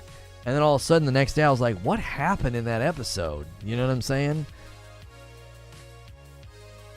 My friend calls Sailor Jerry's rum bathroom floor. That's where someone always ends up. Yeah. Gameplay at 12. Roughly. I have it scheduled for 15 after, Wheezy. Started a whiskey advent calendar. Almost cried during the marching. I don't want to talk about it. But I'm telling you, there's a top shelf of Star Wars. And that show is on the top shelf. It's up there with the greatest Star Wars content out there. It's up there with Empire. It's up there with Rogue One. It's excellent. All I will say is that the speech that woman gives, the writing, oh golly. The writing in that finale, I was like, this is amazing. It's fantastic. What's the peanut butter whiskey called again? Screwball Peanut Butter Whiskey. Screwball is the name of the brand. No spoilers. Yeah, no spoilers. That's all I'm gonna say. That's all I'm gonna say. Is that if Obi-Wan burned you like it burned me, there is hope on the horizon, because Andor is a masterpiece. It is fantastic. Yeah, so good. Yeah, we're going to watch Rogue One this weekend, Legend. Mm-hmm. Enjoy Callisto. Going to not watch. I'll be playing tonight. Okay, Mo. It's up there with Obi-Wan. Kappa. Yeah, you better put a Kappa Trill Troll. Even Critical Drinker liked it. Yeah, it's... I don't see how any Star Wars fans could not enjoy it. Obi-Wan was absolute garbage, and this show is excellent. Yeah, they somehow figured out a way to deepen Rogue One and New Hope, and it's masterful. It's absolutely masterful. Better than Mando? It's hard to say that because Mando's offshoot. Mando's its own thing. This is adding backstory and lore to something that's so nostalgically loved and beloved. It has such an unfair advantage, you know? This was the show of monologues. Yeah, they did a very good job with the writing. Yeah. Yeah, when he was listening to that guy's manifesto, oh my gosh. I was like, this is fantastic. When he said tyranny is brittle, I was like, this is wonderful. This is so freaking wonderfully written. The show is real Star Wars. That's what I mean. It's not fair, though. Mando's offshoot. I think what Mando set out to do, it did it 10 out of 10. It set out to say, we're going to go over here and tell an offshoot story over here on the side. What they decided to do with Rogue One and Andor is like, we're going to go back and dig underneath and create caverns of beauty and lore, and we're going to deepen elements that tie in to Rogue One and New Hope. Like, they're so different in what they attempted to do, you know? So, it's good. It's very, very good. Peanut butter whiskey sounds like a mean hangover. Yeah, I didn't like the way I was feeling after having it. That's why I don't want it in the house anymore. Does Andor have fan service? No. There's not a hint of fan service. Maybe you could say post-credits, but I don't think so. I would disagree with you if you tried to say that. I don't think there's a single blip of fan service in it. It's wonderfully written, directed, and acted. There's not a single piece of it that I would change. Not a single piece of it. I was watching it for 20 minutes and I was like, this is 10 times the show that Obi-Wan was.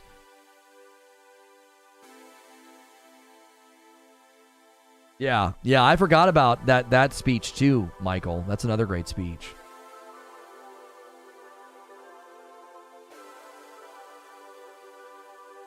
Yeah, it felt real, Wheezy. Yeah. Yep.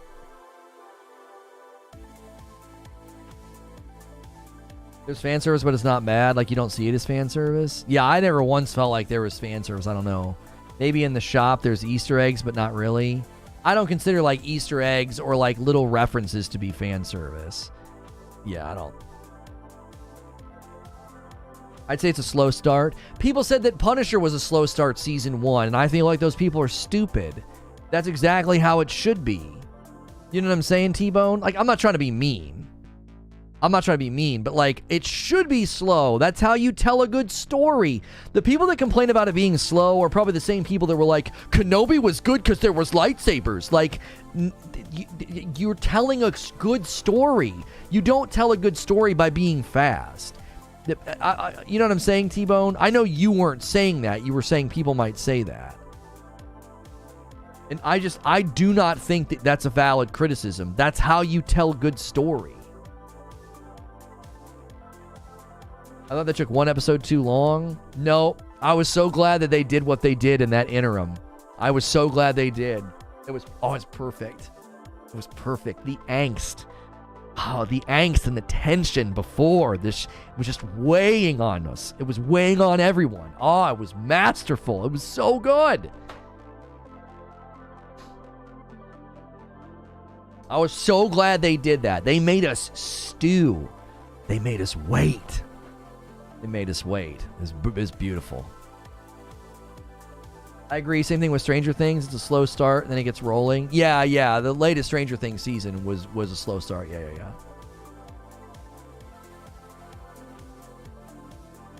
Yeah, Michael, I'm anxious to see if they bring that character back. Yeah. I'm anxious to see if they bring that character back. Because that seemed like a weird... They didn't want him to continue on in the show as a lead.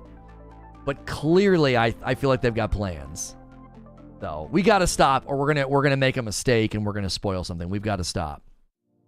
Give me a second to run upstairs and use the restroom. Guys, do all the things. You've still got time to give more members. Members, remember, there is no members lunch break today because we're going to jump right into Callisto Protocol gameplay. But don't forget, Friday nights, you get to hang out with me and my wife. So if you're a new member this week, I hope to see you tonight. Stick around. Don't go anywhere. I'm just going to take a brief break and run upstairs and use the restroom. We appreciate y'all so much. Don't forget, we did launch the Lego channel.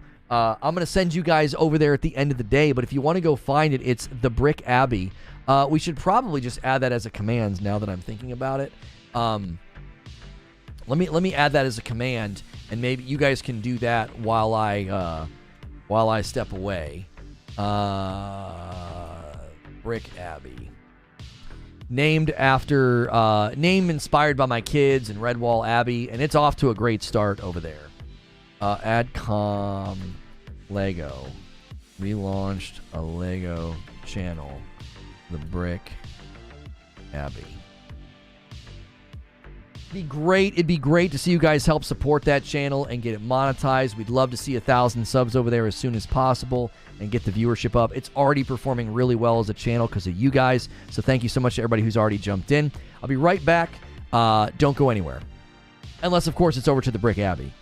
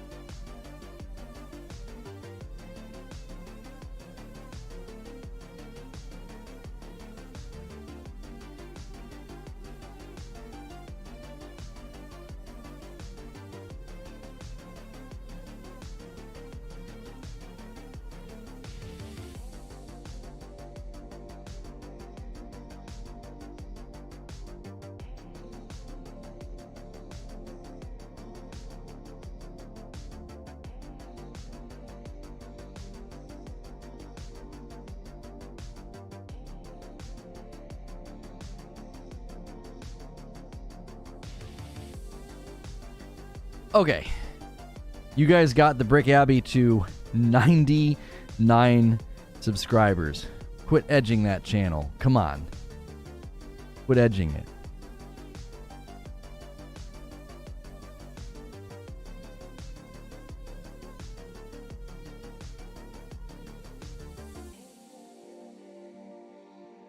Who would have thought that out of Darktide, Midnight Suns, Callisto Protocol, and new Need for Speed Unbound, the Need for Speed would be the only one with high reviews. I know, right? These are strange times, chat. Thank you again to everybody who renewed their memberships. We greatly appreciate it. A lot of you guys that got gifted today, you also you got to maintain your membership. Seeing a lot of new subscribers as well today. Thank you so much for that. We appreciate that support. Everybody who tipped on Super Chat today, thank you for doing that. Greatly appreciate it. Should be 100 now. Thank you.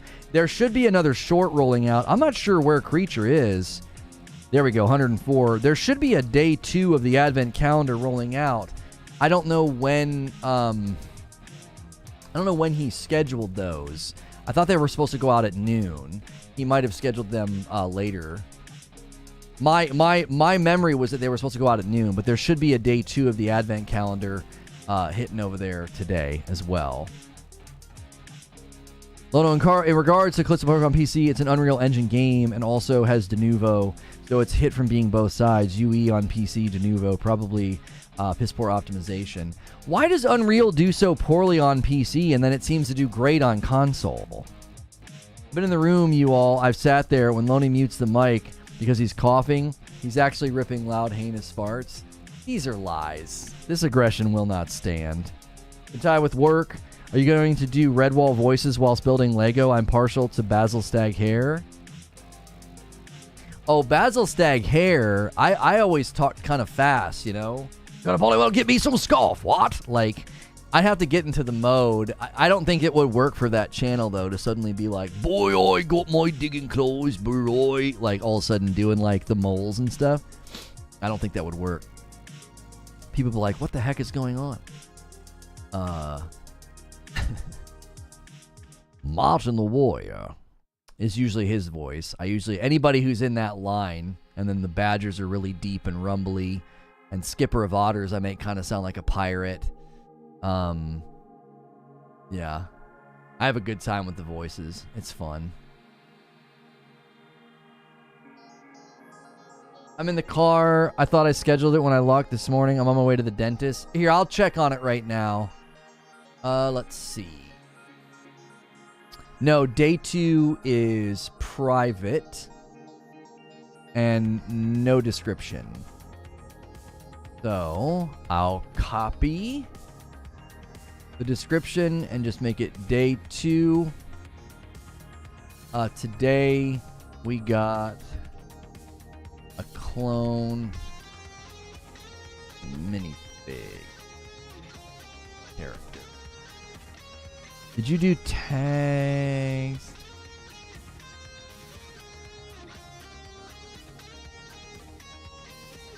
You did all of the X-Wing tags.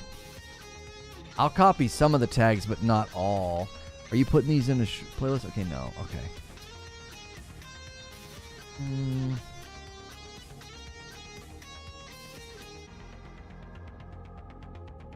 Yeah, you have like the X-Wing numbers and stuff. I'm gonna delete all those as tags on the short. I think you did that by accident. That doesn't make any sense.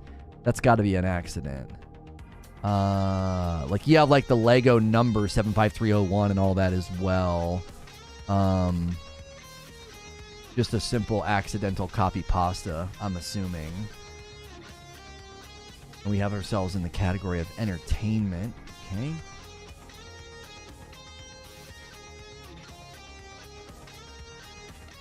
I think the channel's category is set as blogs. I'll fix that too instead of being entertainment. I just had to change the short to entertainment.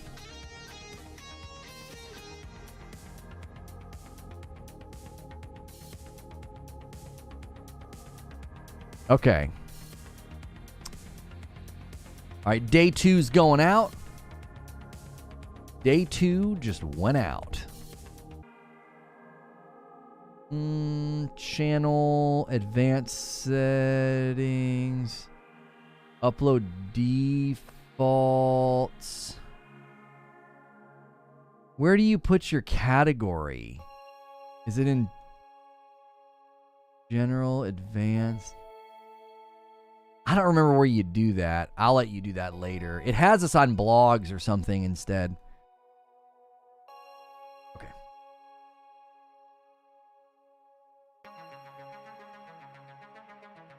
All right, let me get my tweets out. Let's get this game up and running.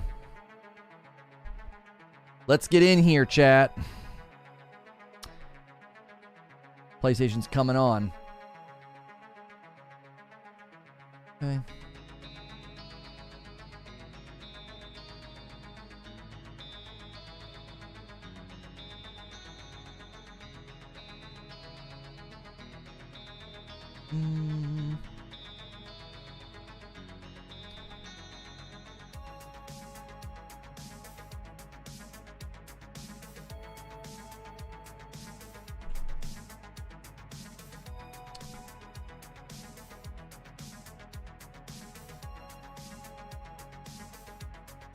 I love the look on his face.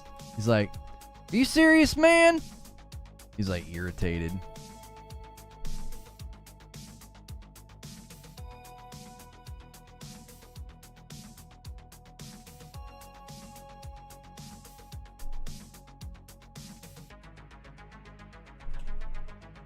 How is Callisto as a tag not showing up?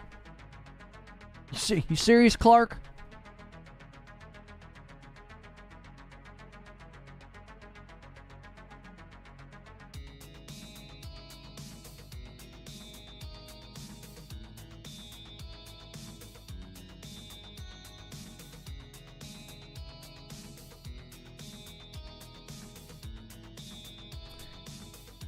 Checking this out for myself. Okay. Now, if you guys prefer not to ride the redirect, YouTube redirect has been acting up. So feel free to click the link in chat instead of riding the redirect.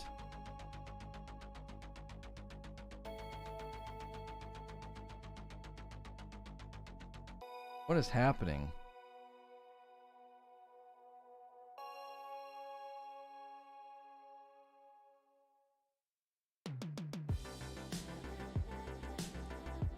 If it gets dancing, my hair ain't just gonna look right. Do you really think it matters, Edward? Did I just blow y'all's eardrums out? Hopefully that didn't come through. I really apologize if it came through. I was just plugging my headphones in.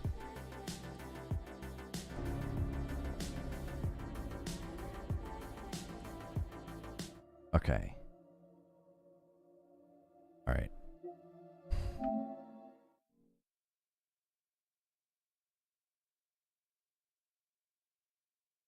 All right. I'm going to go to general.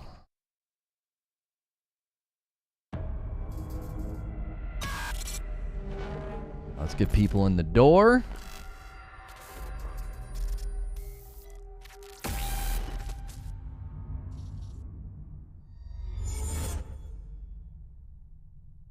All right, the link is in chat. That is where we are going again.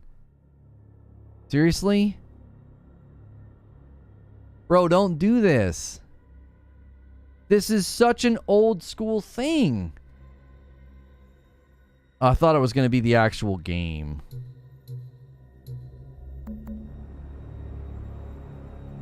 Yeah, I love this. We're going to make you scroll through something that there's no way you actually read.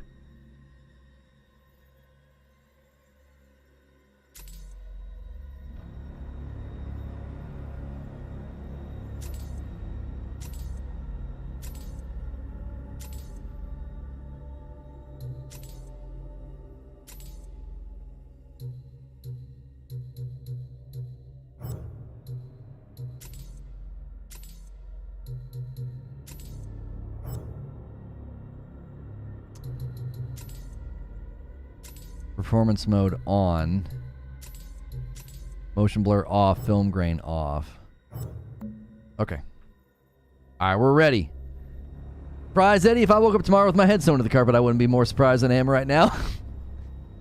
All right. All right, everybody head over. Click the link. I'm going to go live. We're jumping in. I'll redirect everybody else.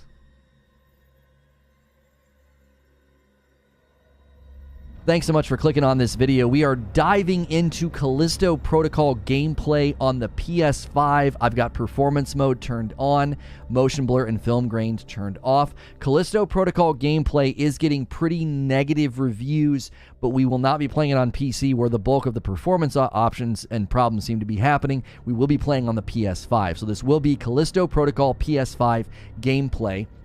We already did a stream this morning. If you want to go check it out, I did a Callisto Protocol review roundup, and we looked at all the reviews. If you want to check that out, I'm going to end that stream and bring everybody over from it. If you didn't get a chance to see it, please go check that out. Make sure you are subscribed to the channel so that you don't